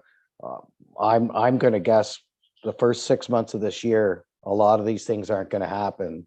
So I would have thought that would have been taken into account because, you know, like COVID's not going to disappear overnight. And there's not going to be a lot of training, education, this, that, and the other thing happening for the first half of the year. And okay, so if I can, you're right. But this budget was done in December when our numbers were down at single digits for COVID. And we were all feeling quite good. Right? So we thought COVID was over. A lot of us thought, in fact, this council asked me to end the EOC because we thought COVID was over or coming to an end. And we believed the conferences would open. And the big discussion was, would Roma go virtual? Would Roma go in person because our numbers were so low. And they stayed on the conservative side, but Amos said they're definitely going in person. So we'll have to wait and see. Is that what you were going to say, Christina? Is that this? Yes, at the time the budget was drafted, because we did start this in October and November, the indications from the organizations for the conferences we typically attend were that they were trying to all go in person for 2022. Now, we do understand right as of today that they have not, and Councillor Osner, you're quite correct that they are not going to be in person for the next little while. So we could go back if council would like, and I can relook at all of the training lines throughout the budget to remove it. Really good idea. Councillor Osner. Where'd you go? There you go. I understand. And I'm not saying that, you know, these are just plug and play arbitrary numbers. I understand that this budget was done at a different time than now, but that's what these discussions are about now. And we're also going to discuss it again at the end of the month. So that's just why I've raised it, because the rest of council hasn't said at this point yet, when we get to the point, whether they're comfortable with this tax rate increase or not. So all I'm saying is that in light of the fact that council may request this number to change, rather than cutting things out completely, we may be able to trim the numbers a little tighter without sacrificing what each department actually wants. Good. It's a good point, Councillor Osner. Well done. Good roads. When is good roads? Is that, it used to be January. Is it still January, CEO McNeely?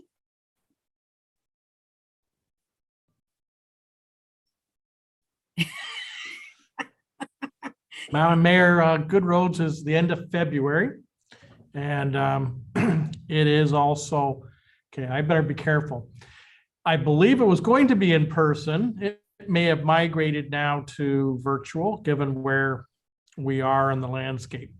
Just as a general statement, in 2021, because of COVID, we actually did a fair bit of in-house training and using virtual webinars to augment what we would have normally done through other settings. We also found that some of our member organizations also provided free of charge access to some of those webinars. So we built them in as lunch and learn type sessions. We had early morning sessions with some of our groups, and we were able to use the technology here in the Dumfries room to augment those opportunities.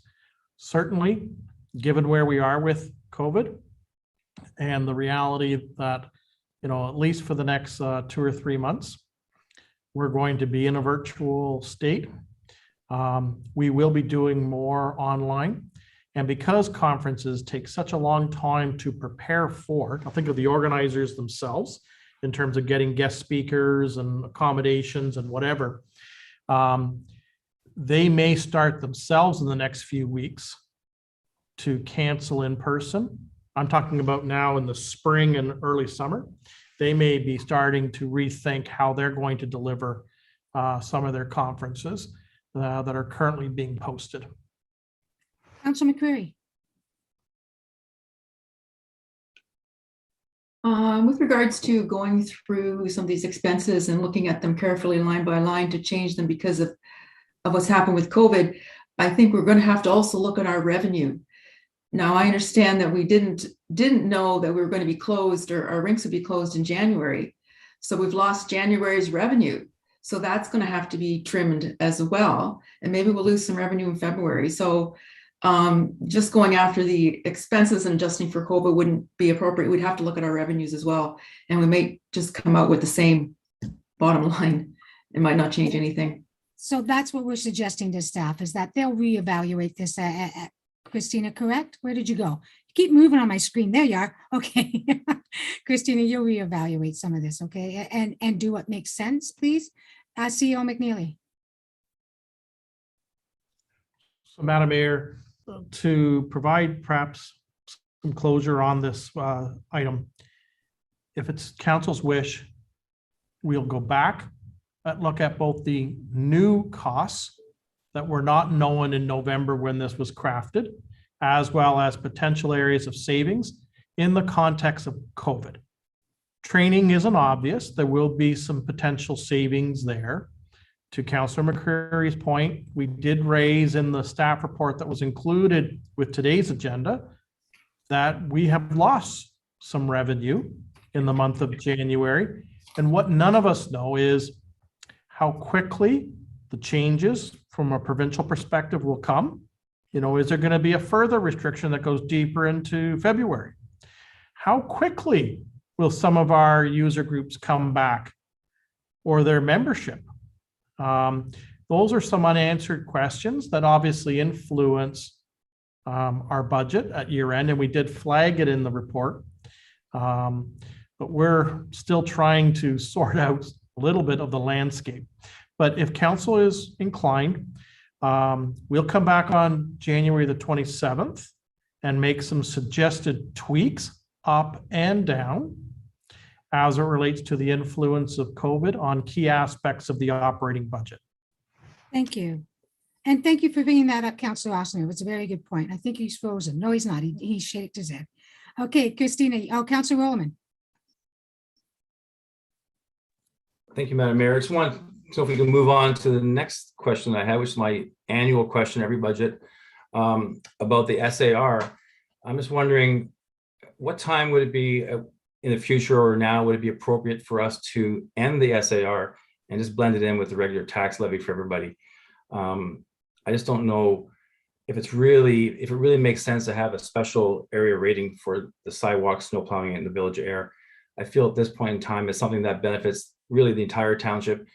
We discussed it in the past. We know it keeps the insurance rates down for the entire township. So there in itself shows that it benefits the whole township. But also, as the region has undertaken some of these repairs of the roads like Northumberland Street, Swan Street, they've doubled the sidewalks on both sides of those streets. So in the past, there's only sidewalk on one side of Northumberland or Swan. Now it's on both sides.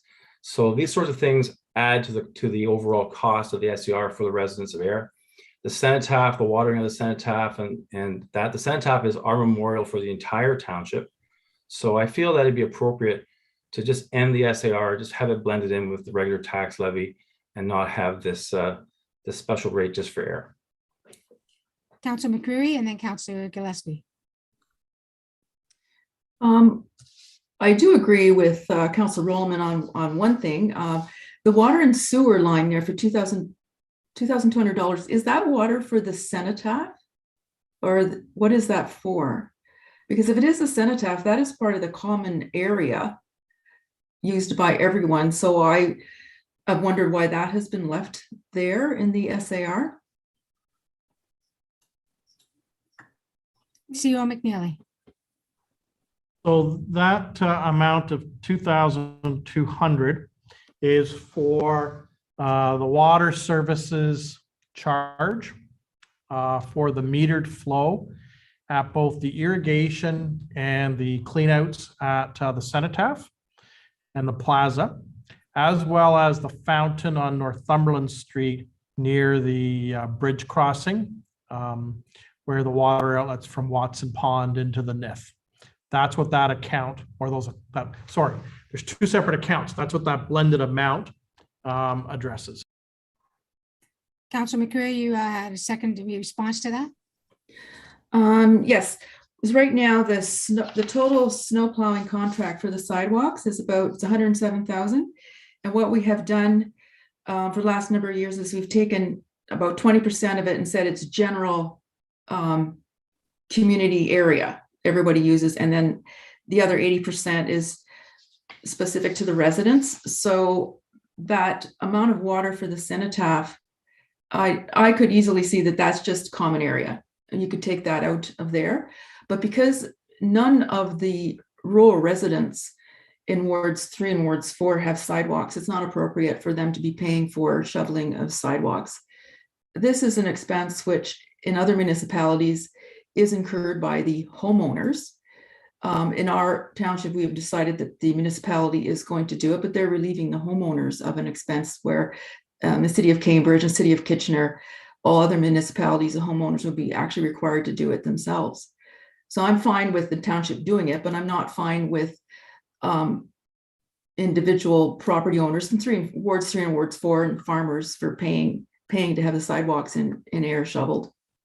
And soon Roseville, as soon as they put the sidewalks in Roseville, they'll be done there as well. And another point I wanted, you know how we got into sidewalk plowing? Was the lawsuit. The lawsuits for slips on ice. And Joe Martins was the mayor at the time, and he said, that's it. I'm not paying these lawsuits anymore. We're going to have the sidewalks done. Council Rowland, you're up. No, Council Gillespie first, and then Council Rowland. Thank you, Madam Mayor. Did we not discuss this 2 budgets ago that the Cemetaph area was considered common? So I thought this water thing or the sidewalks and everything were supposed to be common. I was under the understanding. So I completely agree with Councillor McCreary that that's the case, but really people in wards 3 and 4 should not be paying for the people in air to have their sidewalks shoveled for sure. So. CEO McNeely. Madam Mayor, through to Councillor Gillespie, you're correct. It was 2 budget cycles ago where we did the 80-20 split, but it was because of the significant overspend that occurred because of a bad winter as it related to the sidewalks. So the direction of council at that time was the 80-20 for the sidewalks only.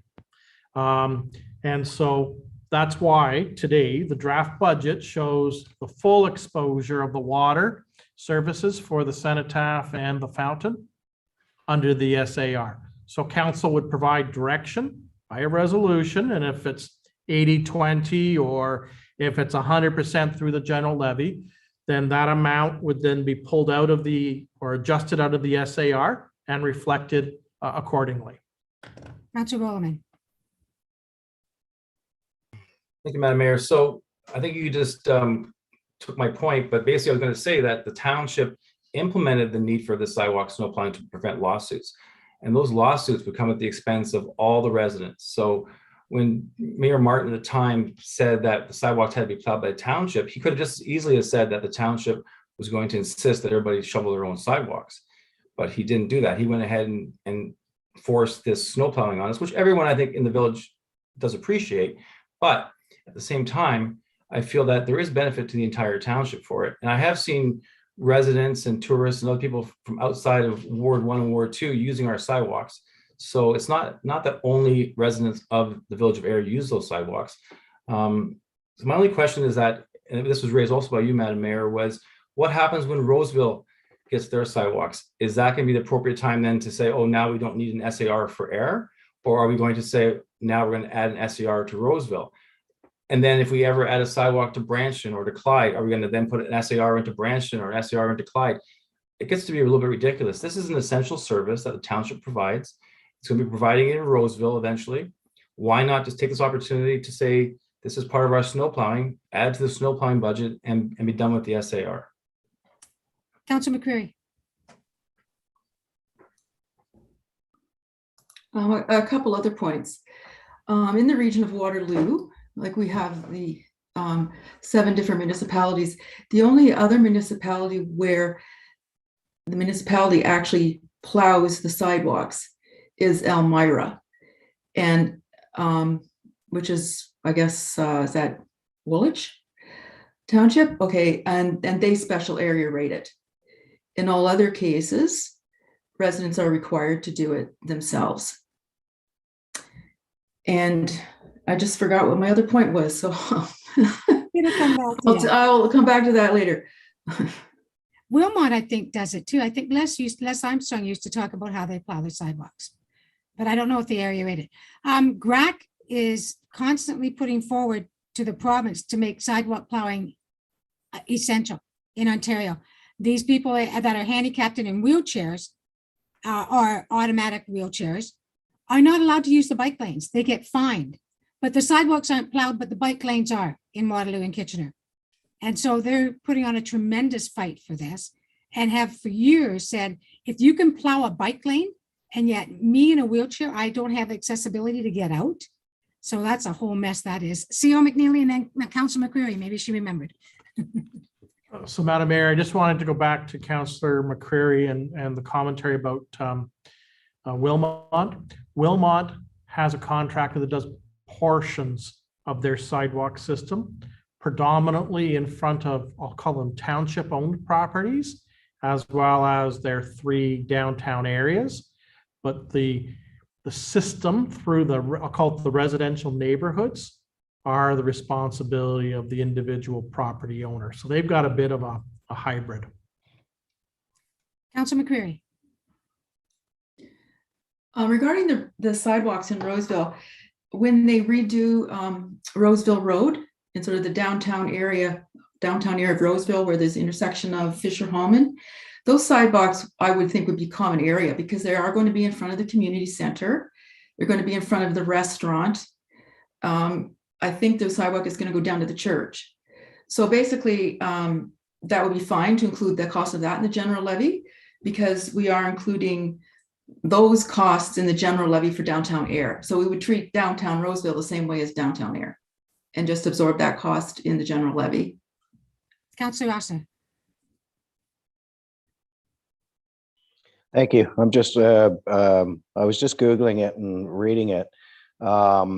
There's something called the Ontario Occupiers Liability Act.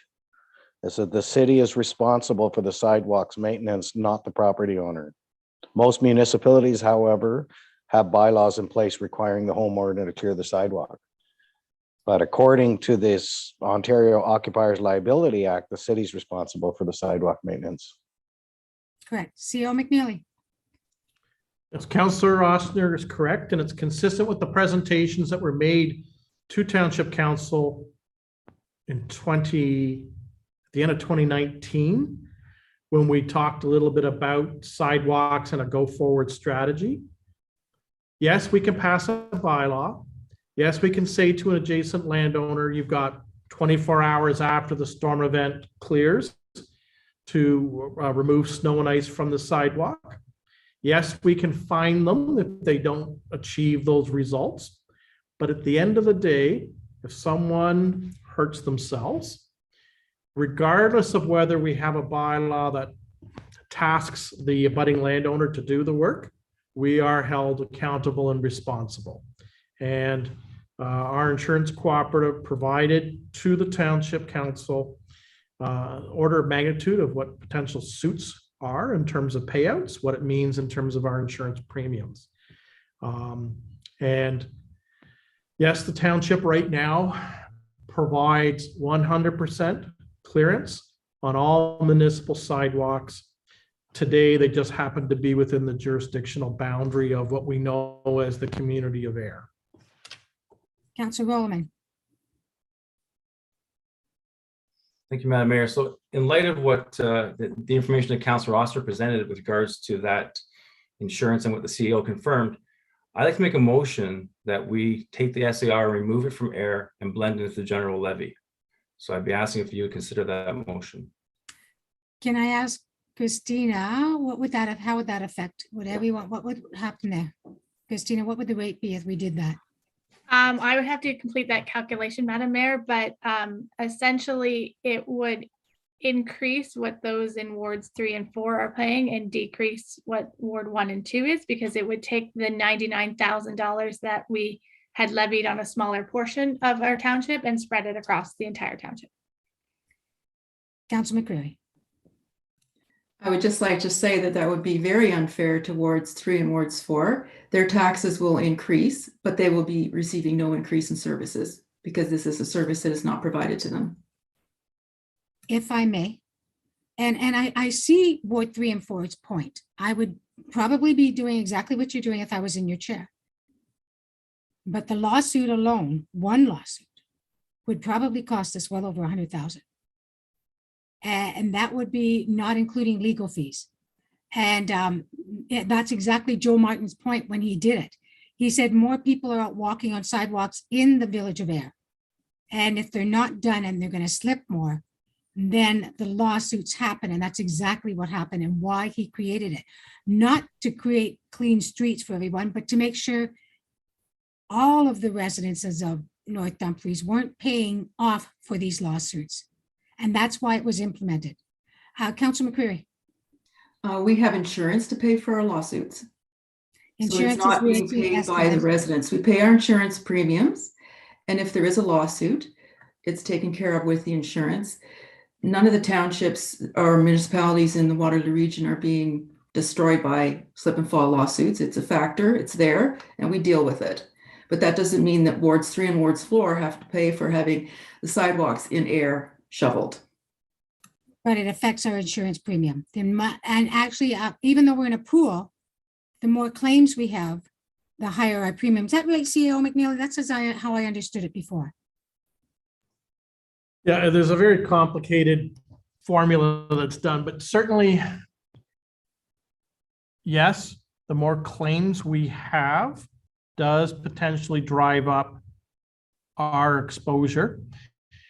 The insurance cooperative does factor in risk management or risk mitigation measures. And the presentation that the cooperative provided to Township Council last year, or sorry, in 2019, did indicate to you that because we do have a snow clearance program on our sidewalks, because it's documented and because we achieve or actually exceed Ontario minimum maintenance standards, it is a cost containment measure and is an effective instrument for them to utilize if there's a claim for a slip and fall during the winter season. If council is interested in assessing what the implications of rescinding the SAR are, we can run the model and present it back to you on January the 27th. Ms. Brox is correct. You know, there would be an increase for wards 3 and 4 coming out of it. The order of magnitude, I apologize. We have to run the numbers through the weighted assessment to properly identify or quantify what that shift would be. Councilor Williman, are you okay to wait your motion until that information is provided? Can we not go ahead with the motion now, though, or? We can at your choice. Go ahead. But if you're defeated, you understand that then it won't happen, right? If the motion is defeated, then that's sending a clear message to council that we are leaving things the way they are. Oh, I see. So you think it's more prudent to wait until we have the information? I think it might be, and the information might help. With the Do I need increase to in get a seconder residents. now, or do I need to, what do I need to do? No, I think we would just direct staff to provide the information, and then at that meeting, when the information is provided, you can create whatever motion you wish. Okay. Councilor McCreary. If staff are going to come back with a report, I would also like to have it looked at as to how other municipalities are handling this in the region of Waterloo.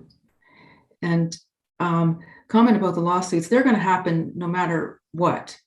But I'm just saying that it's just looking at the costs here. The people in wards 3 and wards 4 shouldn't have to pay for costs for a service which they do not receive. We do not have sidewalks in wards 3 and wards 4. So the report will be done. Thank you very much. Good discussion. Good discussion. It's been going on for quite a while and may still go on for a few more years. Next item, Christina, please. I think we're at Karen's. So if there is no other questions over anything else in the engineering and public works budget lines, also in there is, of course, winter control, just in general, or street lighting or anything like that. Nope. Okay. Then if you flip the page, we get to our leisure and community services. Again, we start off with the administrative section and then break it down again by events, followed by our vehicles, and then the parks, ACC, and individual facilities. Remind council the budget lines for ease of comparisons for wages is all included in the first administrative section, but then when we get to actuals, we break it out by facility where the time is spent, just in case that is not something you remember from last year. Are there any questions? Councilor Osner. Just a quick question with, we keep talking about the loss of revenues with the ice surfaces being shut down and stuff like that.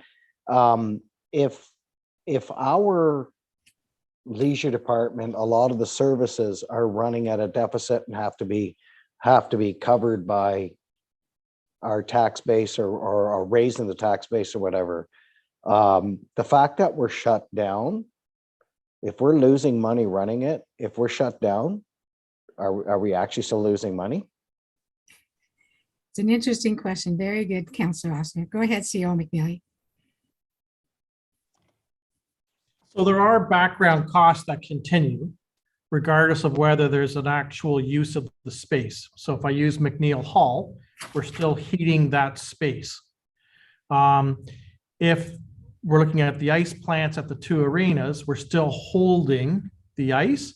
Now, our actual cost is slightly lower than it would be if the ice was in use, but there are background overhead costs that continue just to maintain the ice so that if on the 27th of January, the provincial restrictions are lifted, then it's ready for use by the public on that given day. Thank you. I was just wondering, at what devastation line we are at losing money when we talk about leisure services. Leisure services are a service. They're not, you never make a profit off your leisure services. And then when they're shut down for a while, it's not that it's a relief. It's just, it's not as bad as you think it's going to be, because by keeping staff going and that it actually kind of balances out. I was just wondering how that works. Okay. Any other questions? I don't see any more. The next one is Planning Services Department. Is that correct, Christina? That is correct. So this includes the this includes the planning department. It also includes some very minimal costs with our heritage group, and also this is where you will find your economic development programs and other tie-ins like the Transform WR. So this is the section where, again, we are looking for council to provide some input as to how they would like to proceed with the proposal for shared services in regards to services for Transformation Waterloo Region Program. Yes. And that was in the amount of $20,000 or 40,000, I thought I read.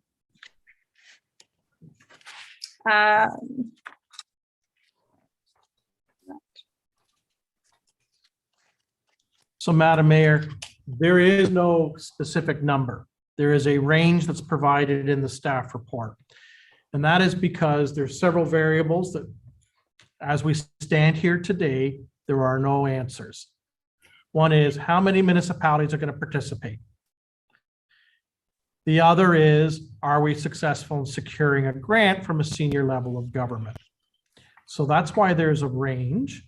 And because there's no definitive answer today, and because there are so many unknowns, including truthing up deliverables during the term of this first contract, staff have identified that we should continue to work on this and bring back a future business plan for council's consideration once things are better understood and properly costed out. Councillor Gillespie. Thank you, Madam Mayor.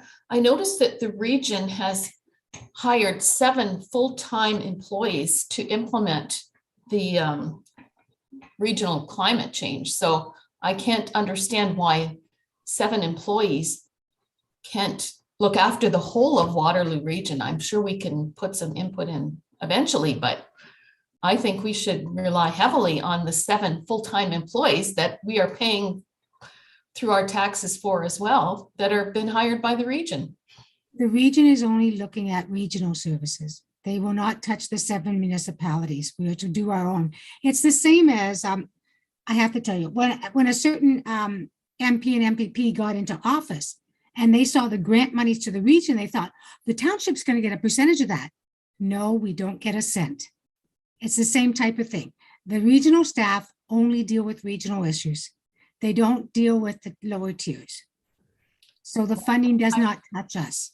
I know, I wish it did. I and think it that's a makes sense change to me. because that's just not right. That's right. And it only will if we were amalgamated.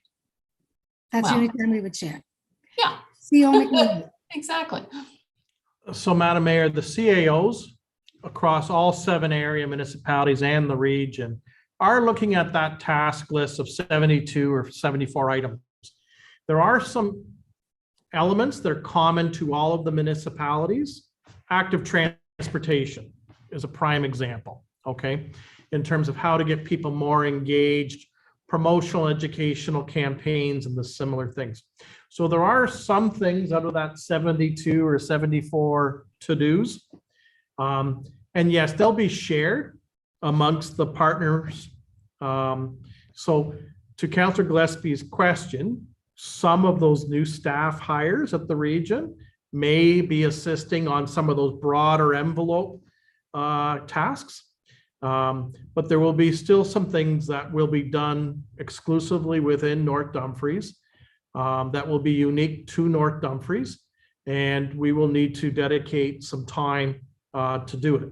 What I don't have is what is the best way to deliver those things? And can we do it, at least in the initial years, through collaboration with our rural partners where they've got the same kind of pressures or issues? So Christina, do we have any amount there in there for that Transform Waterloo region? At this time, we do not. Sorry, Madam Mayor, we do, but we don't. We do not have anything for staffing. Right. However, we do have implementation items elsewhere throughout the budget that implement key deliverables of the Transform WR campaign. Energy efficiency, retrofits to some of our buildings, our replacement fleet. So we are doing some aspects of Transform WR, and they are funded in the budget. What we do not have dollars set aside is a dedicated staffing resource in the draft budget. And my recommendation to you was not to include it in the 22 budget. You meet with the other CEOs of the other townships. Are they including it in? Just out of curiosity. At this point in time, they did not have it in their respective budgets. Similar to our discussion today, it was an item to be discussed by their respective councils. So councillors, as it stands, it's not in the budget. And we are doing retrofit programs all through the budget. How do you feel? Councillor McCreary? I like this approach where the townships, rural townships sort of pool their resources to get some individual to try to coordinate our activities. Waterloo, Sustain Waterloo, or Waterloo, whatever it's called, the climate package that was put forward. It was looked at by the Planning and Sustainable Development Committee to our group of volunteers. And the thought was maybe they could do something to help implement it. Well, that's very difficult because it's such a small group. We're sort of set up to fail because we just don't have enough people. And by taking this approach, hiring somebody and trying to coordinate the efforts of all 4 townships together, we can get enough people together perhaps where we can actually do something where the townships can initiate or take on things that are unique to them. So I like this approach and I would like to see it continue to be developed, but I guess we're not far enough along at this point to actually put any money in the budget for it, but I would like it to be pursued.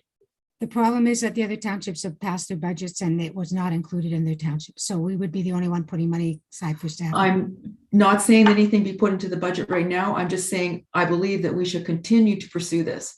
I think no one's putting anything in their budget because they're not quite sure how it's going to work, but it's being discussed. Am I not understanding that? It's being discussed. So the question is, do we put, talking about in 2023 or 2022? Of course, yeah, but we're talking 2022, yeah. But not putting it in the budget this time around is fine. Is an idea that's being developed. Perfect. Okay, and that's what we're saying is it's not going in the budget. Does anybody want to see it go into the budget for a staffing person for 2022? Okay, I don't see any yeses, and Councillor Austin is probably listening, and, all right, so I think we've covered the other things on the motion. Oh, I'm that- here. Oh, I knew you were there. I knew you were there. I'm sure you heard. So Christina, are we ready to pass this motion then? One deals with the grants, the other two deals with Tapmo, Cambridge Memorial Hospital, and Transform Waterloo Region. Yeah, so that is the end of the operating budget. So if council would like to pass the resolutions as it relates to the changes to the operating budget, this would be an appropriate time. So Ashley, Councilor Willerman, go ahead. Sorry, Madam Mayor, I'm just a little bit confused about the grants. So we're taking the grants from 40,000 down to 32,000 because it was supposed to be 30,000, but last year we carried forward 17,000, which made it 47,000. So it should have been 30,000, but now it's going to be 32,000. Because it wasn't actually 17,000, it was actually only 10,000.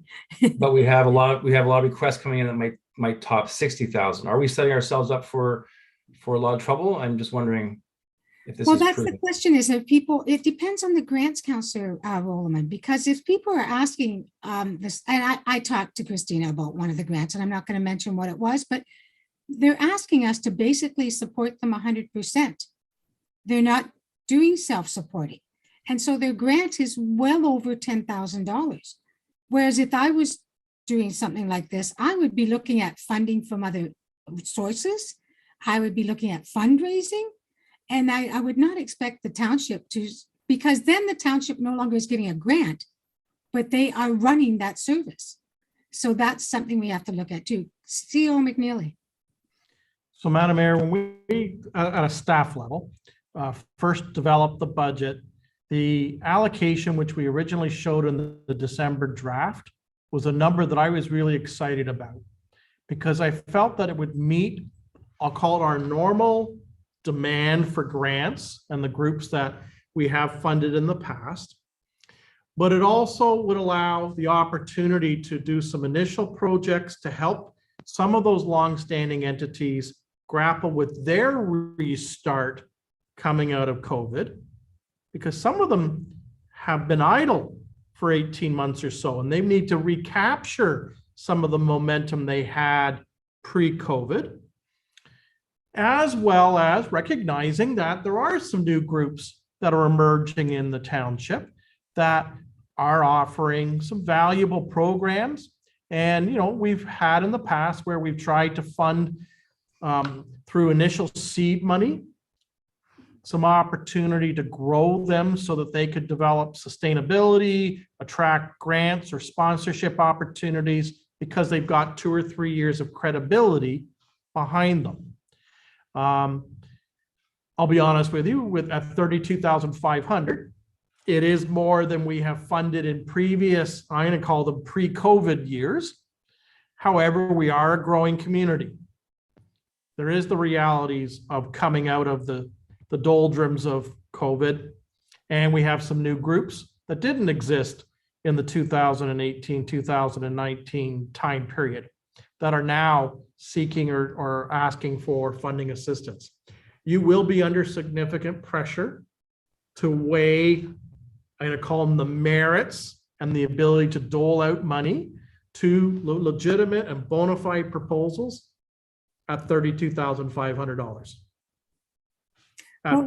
Where we were before, you know, did give you some more flexibility and would allow the opportunity to provide a more robust program to support existing and growing community-focused enterprises.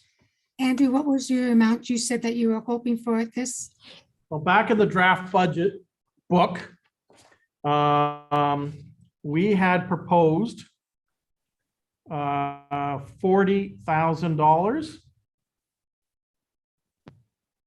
as a community grant budget line. Now we're at 32,500.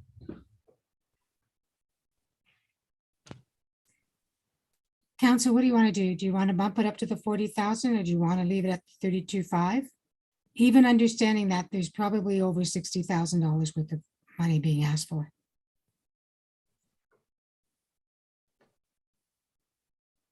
I'm gonna, CEO McNeely, you have your hand down? Thank you, sir.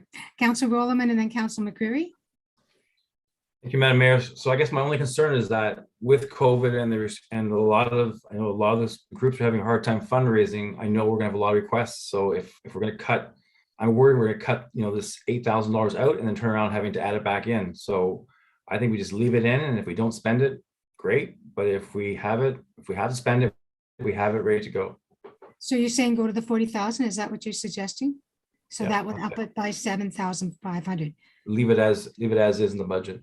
at the 40,000. Now, before I get to you, Council McCreary, if our staff can find some savings in the conferences and such and training because of COVID, then maybe we can switch it around that way. Council McCreary.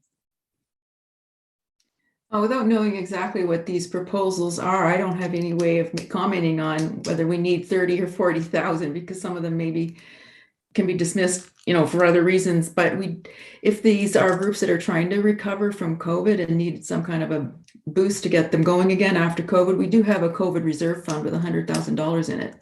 And we could go into the reserve fund to take out some special funding out of there. Would that be allowed, Christina, as stipulated for COVID use by the municipality only? That is a reserve that council has set aside out of previous surpluses. So council could repurpose that money. One cautionary note is we don't know how much these lockdowns are going to impact our operations or what's going to happen. So it is nice to also have that as a support for our operations. Okay, but playing devil's advocate, and as Council McCreary says, we've had that in for 2 years and we haven't touched it, and we've gone through the major, in my opinion, or the major part of COVID, I believe, I'm not sure. So taking another $10,000 out to offset and bring us up to the 40,000, and also take care of the other cost of TAPMO. Does that sound even reasonable? Does that sound reasonable, councilors? So we would take our 100,000 down to 90,000, and we've already increased TAPMO by 2,500, and we want to bring this up by 7,500, which is $10,000. Is that reasonable, council? Is it? And then that has no impact on the taxpayer. CEO McNeely. So Madam Mayor, if I could, if council provides us direction to maintain the community grant level at 40,000, if council provides direction to adjust the budget up to 5,000 from 2,500 for TAPMO, just as two different examples. You've already asked us to come back and look at where we can shave some money in recognition of the current landscape of TAPMO, both for cost centers that might go up, as well as areas where there may be savings. Let us bring back that number before you start saying, I want to fund it from a reserve account or something like that. Okay, so if you provide us the global direction, you have a comfort level, let's just use that term right now, for the additional monies for TAPMO, the additional monies for the community grant. Let us go through the other potential areas where savings might be realized. And then you can see on January 27th, what the budgetary implications are in a global context. And it may zero out, okay? Right. So if you just provide us tonight the direction, we already have the one direction to look at potential savings and or new cost centers attributed to COVID based on the current realities as we know it, and how that might vary from the document that was prepared in November, December of 21.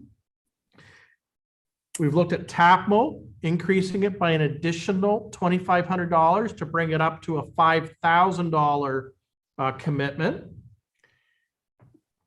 You've already asked us to look at the wastewater water and move it out of the special area levy and putting it in the general levy for the fountain and the cenotaph. And we have the potential of this grant for the community grant going up 7,500. That would bring us to 40,000, up from the current 32,500. That's part of today's recommendation based on the new information that we brought forward. Now, We can also have a better understanding of the grants because Christina has had a chance now to see some of them, the majority of them. There may be a handful that still come in between now and the third week of January, but for the most part, we have the information. Some of it has to be truthed out. And we'd be able to say, for sake of argument, there's $50,000 of ask, and maybe 5,000 of them have nothing to do with North Dumfries. And so really we're looking at a $45,000 commitment. And then you can look at that globally as it relates to an adjusted budget and have a little bit more comfort as to what that number should be. Okay, is that fair? I think it sounds great. I'm just not sure Ashley got it all, but go ahead, Councillor Roman. Thank you, Madam Mayor. I was just curious about the grant process. In the past, didn't we have a member of council involved in vetting some of those grants? I'm wondering, did we do that again this year or not? Yes, there is a grant committee. It's comprised of the treasurer as well as Councillor McCreary and Councillor Rollman. And once the grant window closes, for lack of a better term, then that committee will actually vet the merits of each application and make recommendations to council. We typically do that in the month of March. What the treasurer has gone through is that there are some applications that have come in that did not have the supporting financial information. So she's turned that request back to them, saying, please furnish that information.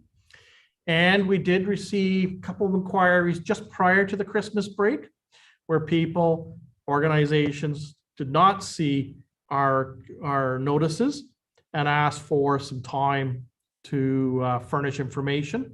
And that's why it was extended through to January, the third week of January. So that committee will still do its work. We're not prejudging the applications. All I'm saying is to give you a global idea of what's before council. Ms. Sage, do you have all the changes for this motion? And would you read it, please? If I could just, before she does that, if I could just say with the community grants, some of it also is a matter of they've asked for waiving of fees plus actual cash. So it's a matter of also doing the research to determine what that actual dollar amount would be so that I can present that to the other two councillors with a fulsome picture. Councillor Roman. I mean, I guess the only other question I have before we pass this motion is, do we know what the proposed increase is now? Is it still the 3.8 or are we at a higher number now, or where are we at? We don't know yet till they do the figures. So we're not asking council to approve the 22 operating budget. We're just asking council to tell us, here are some targets, and we will come back to you on January 27th with potential savings that we discussed previously, maybe some new areas where there's some slight adjustments upwards, as well as council's direction related to TAPMO, the community grants, the water services for the special area levy. And then we'd also give you as part of that, what the new number, up or down, would be in terms of the tax levy and what it means in terms of average household costs year over year increase. So we'll bring it all as a bundle so that council is informed, and then council can make further adjustments, refinements as required, and have a comfort level with having that new information. Councillor Roman. Thank you, Madam Mayor. I guess just for clarification, I'm wondering, do you have to have a tax system set up where you have a different rate for, Ward 3 and 4, a different rate for Ward 1 and 2? Are there municipalities that just have one rate for everybody? Because what I was wondering was, if we didn't have an SAR, my intention is not to say it's more expensive for Ward 3 and 4. My intention is to say, let's make it the same for everybody. So why can't we just have one taxation rate for, if there's $1 million homes in Ayr, there's $1 million homes in Clyde? I mean, why can't we have the same taxation rate for all properties? I guess that's kind of what I'm getting at. I'm not trying to set it up so that Ward 3 and 4 are paying more than Ayr. All I'm trying to say is, why can't we make it equal for everybody? That's kind of what I was getting at. So I'm wondering if staff could include that in the report. Councillor McCreary. Special area rating is perfectly valid because wards 1 and 2, or the areas in wards 1 and 2 with sidewalks, are receiving a service that other areas do not get. And special area rating is legislated. There's rules about when it can be done and when it can't be done. And the situation where we're applying it here is perfectly valid and fair. So on that note, can we move on then? We're now at the capital budget. Is that correct, Christina? If we could do that resolution though. Oh, the resolution, Ashley, please. Did you get all the stuff you needed for that? Yes, I'm just finishing up the wording on that. Go ahead. Mhm. Before we start the capital budget, I have some concerns about not having the leisure study done first so we could make good choices. I don't think we can make good choices until the leisure study's done. And I don't want to waste everybody's time having them try to rack their brains around this, because we all know we're not going to have a full ice pad at the ACC, a full ice pad at the NDCC, a secondary ice pad at the NDCC, and a pool. We know that. I'm pretty sure we know that we're not going to have all, plus a pump truck park. So I know we're not going to have all 5 of those. And we're going to have until we have the leisure study done. Councilor Rollerman. Thank you, Madam Mayor. Yes, I agree with what you're saying, because now Cambridge has just announced 2 NHL-sized rinks going into Cambridge. So how does that impact us? You know, there's lots of new information coming on stream. And a pool at South Kitchener. CEO McNeely. So, Madam Mayor, the budget that we have in the book for tonight's discussion is exclusively the 2022 capital spend. The Thank you. 10-year forecast is discussed at the end of the month. And yes, staff have talking points as it relates to other capital projects that are mid to late deliverables in the 10-year forecast, and some alternatives that council may wish to entertain as part of the framing of the 10-year capital forecast. But tonight is exclusively the 22 campaign. And there have been some elements that council's already pre-approved in December, but we would like council to turn their mind to the 22 deliverables, understanding that the 10-year forecast is at the end of the month. Okay, so Ashley, do you have the motion?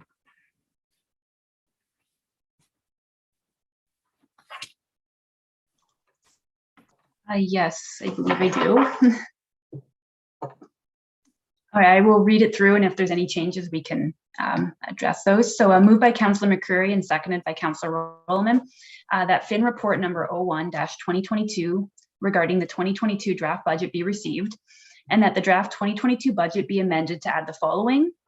A, the transfer from reserves related to unspent community grants be decreased to $10,000 and maintain the community grants at $40,000. B, council TAPMO membership increase funding from $2,500 to $5,000 to be funded from the general taxation levy. C, move water and sewer to general levy from the special area rate.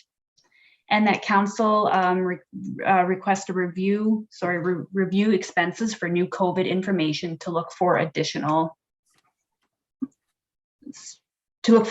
savings. Sorry. Does that meet with your satisfaction, CEO McNeely? That's, right, go that's ahead. okay as written. Okay, perfect. Councillor Rollerman, Yes. Councillor Rossner, Yes. Councillor McCreary, Yes. Councillor Gillespie, Yes. and Mayor Foxton. Yes. That carries. Well done, guys. Now we'll go into the capital. I believe it's only these 2 pages of capital, if I'm correct, Christina?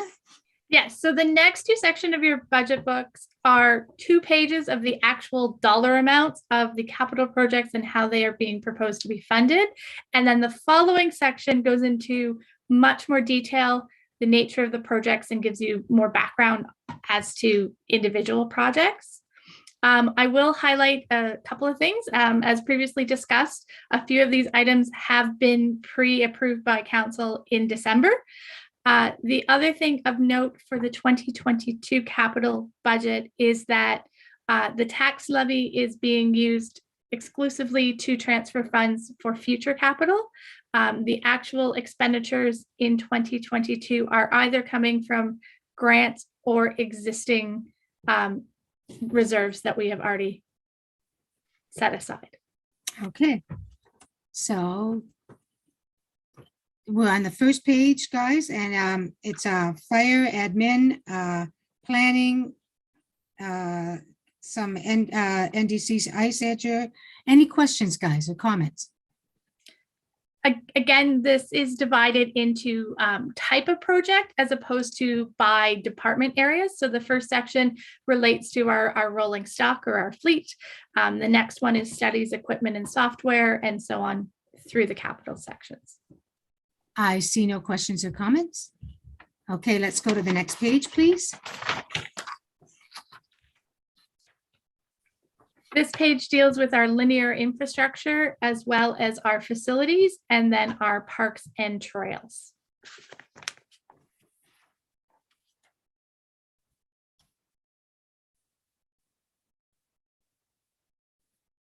Any question? Okay, I have Councilor McCreary first, then CEO McNeely, and then Councilor Gillespie.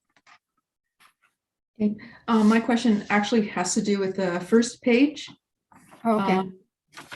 Project number B22, broadband enhancement strategy phase 1, $150,000. Can we have some elaboration on what that is and how it's coming along? CEO McNeely. Thank you, Madam Mayor. Through to Councillor McCreary. You may recall council set up a reserve account. I believe it has $200,000 set aside for broader issues related to broadband. Phase 1 is looking at opportunities where the township could incentivize the private sector, internet service providers, to actually build infrastructure to grow our broadband network. And so there is to be a report prepared for council outlining some opportunities as well as prioritization for target areas in the context of other companion programs that are already being done by SWIFT or the Universal Broadband Fund or other initiatives that are being developed by senior levels of government. So it's trying to identify those gaps that exist through other programs and where we could leverage utilizing reserve dollars to incentivize the private sector. Thank you, Councilor CEO McNeely. Councilor Gillespie. You're on mute. You're on mute, Councilor Gillespie. Sorry, I muted myself again. Sorry, thank you. On the broadband thing, I would hope that you would put in the little bit of Clyde Road that is not being serviced by SWIFT. There's like a kilometer left that is in no man's land. So that's just doesn't seem like it's right. It's possible, but if it's already under another service provider, we're not allowed to. That's what SWIFT goes to Bell and Rogers, and they have already bought up designated areas. And if they already have that area, we're not allowed to. Nobody's allowed to because they own it. I don't really understand that at all. I say I don't. It's like they own a lot of area. We need to check out that, and I'd like to know what the status of that kilometer is. It's We just, can attempt to, but the law protects, I'm on SWIFT, you know that. The law Yes. protects Rogers and Bell from telling us. They do not have to disclose. it's crazy. No, McNeely, did you have your hand up for any reason, or did you, legacy? Yes, no, I wish to speak to one item. Okay, Okay, I go would ahead. like to speak to another item too after. Go ahead, CEO McNeely. So if I could draw council's attention to project E2, that is the outdoor fitness equipment in Clyde Park. Yes. Council may recall in the summer of 2021, we applied for a grant to provide funding to build that the outdoor fitness equipment stations at Clyde Park. Just prior to the Christmas break, we found that we were not successful in securing that grant. And so staff So the resolution back in the summer was show it in the budget and to be funded through the grant program. We know that we have not secured that grant.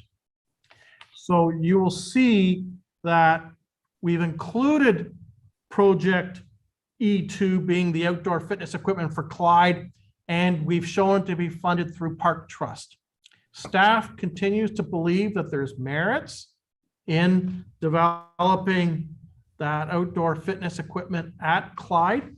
And we'd like to build it into a broader strategy dealing with cycling and similar types of outdoor events that are occurring in that vicinity to grow that aspect, both from a tourism perspective, but also meeting the needs of our residents. So I did want to flag that. There's been a change coming out of what council discussed in the summertime period with a new funding strategy coming out of Park Trust in the draft 22 budget. Same project, different funding model. Thank you, CEO McNeely. Can you lower your hand, please? Councillor Gillespie, go ahead. Thank you. That was the one that I was originally going to talk about, is the equipment in Clyde Park. Well, I think it's a great idea.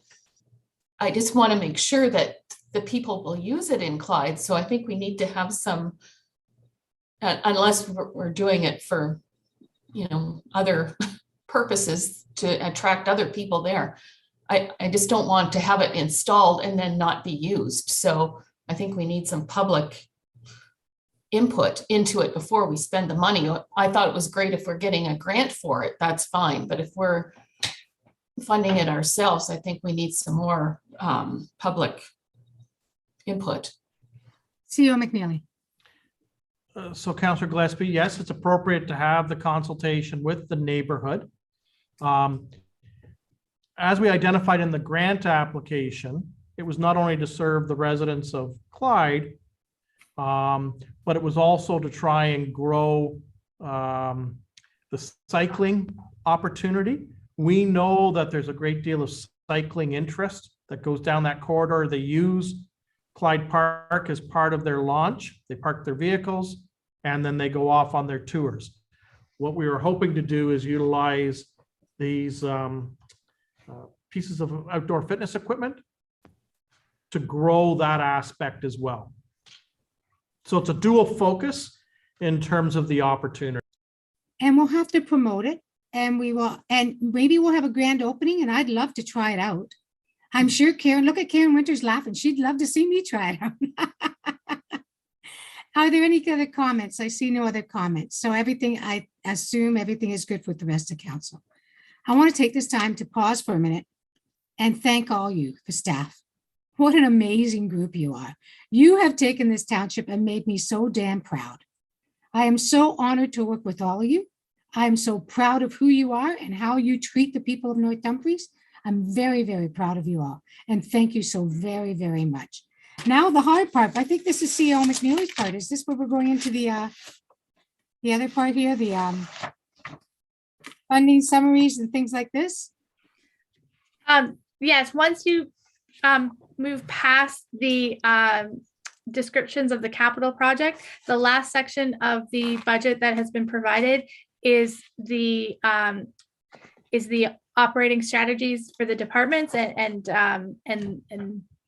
that is CEO McNeely's. I could turn it over to him to discuss. So CEO McNeely, you can only spend 500 words per section, and I am counting. So, Madam Mayor, for each business plan, we're looking at the 3-year window, 22 to 24. The tasks that have been identified across all the departments is reflective of issues or pressures or trends that we're witnessing. Some attributed to coming out of COVID, some are government regulations and legislation, some are driven by growth and the implications attributed to growth, and others are coming out of deliverables or objectives associated with the corporate strategic plan. Obviously, these business plans are meant to prioritize tasks and to measure the departments on a year-to-year basis in terms of are they keeping on track with council's expectations and obviously servicing and positioning the township to respond to community interests, and positioning the township to respond to future issues. You will see that these plans evolve from year to year. Not only do we keep 1 year added, because it's an evolving plan, but we also adjust because new information becomes available. And as such, these are not static documents, and we make the adjustments. There were some elements that we had identified in the 2021 time period that had to be delayed because of COVID. So they've been repopulated in the business plans to keep them current. Tonight, council's provided direction to staff as it related to the fire department to look at alternative fire service delivery models and potential in wards 3 and 4. That will be added to the fire department business plan for fiscal years 22 and 23.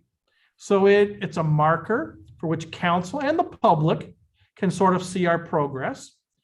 But also, more importantly, council can use this as an instrument to look to the future, because it will help you understand future budget trends or pressures, whether it be operating or capital.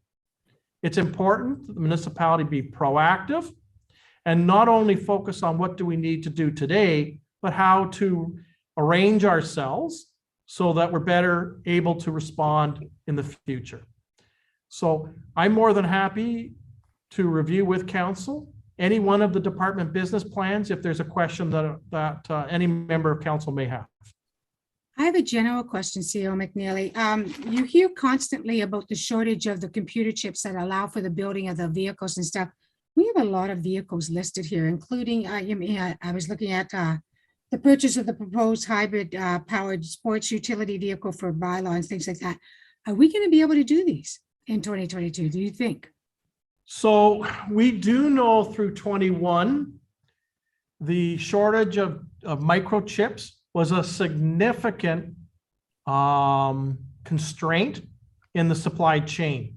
We know that some of the automobile manufacturers actually built vehicles. They're sitting on lots waiting for the brains to be plugged in. We're led to believe that the automotive industry has developed new relationships, or in some cases through vertical hierarchy, have now their own business sectors to try and deal with the issue of the delivery of microchips. We do expect there to be a slight delay in 22, but we do not expect to witness the same delays that was experienced in 21. And I'll use an example. Chief Shantz got approval in 21, roughly the end of August, to purchase a replacement vehicle for command purposes. That truck is actually being manufactured at the end of this month. So we expect delivery of that vehicle in the township in the latter part of February, early March. So we know that there's progress being made. We do expect it to still influence 22, but not to the same extent that we witnessed over the past year to 18-month period. Thank you. Does anyone have any other questions? CEO McNeely, how do you want to handle these sections? Like that was section 6, right, that I was in. Did you want to go by your plans for section 7, which is the office, the chief administrative officer business plan? Or do you want to just ask questions, or what do you want? So if council's got any questions with the draft business plans for each of the departments, I'm more than happy to provide answer. If council doesn't tonight, what we would be doing when we actually deal with the 22 budget, future meeting, one of the resolutions would be to adopt the business plans. We're not there tonight. We still have more homework to bring back to council for review on the 22 draft document. But later in the calendar, we will be seeking approval of the business plans, because then we post them on our website so that the public can see it. And I provide to each department head then their task list for the key deliverables in 22 for items arising from their respective business plans. And that becomes discussions at senior management team as well as my one-to-one meetings with department heads. Okay, so besides the fire one being, as we stated during the meeting, does anyone have any questions about the business plans? I went through it. It's quite good at CO McNeely. Of course, everything you do is quite good. And you do a great job, and all the staff and all council appreciate all the work you do. I have one hand up, Councillor Rowland. Which one are you on? Could you sort of tell us? Yeah, I'm looking at the, what's it called here? Page 8, I guess, page 8 of 17, which is the linear infrastructure project and the road paving. I guess the question I have is, I brought this up last year with regard to street lighting. Last year, we added some more sidewalk links, especially along Northumberland Street. And I've had residents that approached me saying that it's quite dark when you walk on the edge of Northumberland Street up towards Greenfield Road intersection. And the region extended the sidewalk, but they didn't extend any traffic light or any street lights. So it's quite dark there. So I'm wondering, what's the policy when we add new sidewalks? And as we add more missing links, are we also looking at the street lighting? Is there something built in here to add more street lights? Because if we're going to encourage people to walk on these sidewalks, we should have some lighting. And there's other spots in the village, and I'm sure you know as well, Madam Mayor, down by Hall Street, for example, you have these big dark spots, and then all of a sudden you've got like 2 lights side by side. So I'm wondering, is there some sort of strategy going forward to look at the positioning of these lights and how we can make it more effective? CO McNeely.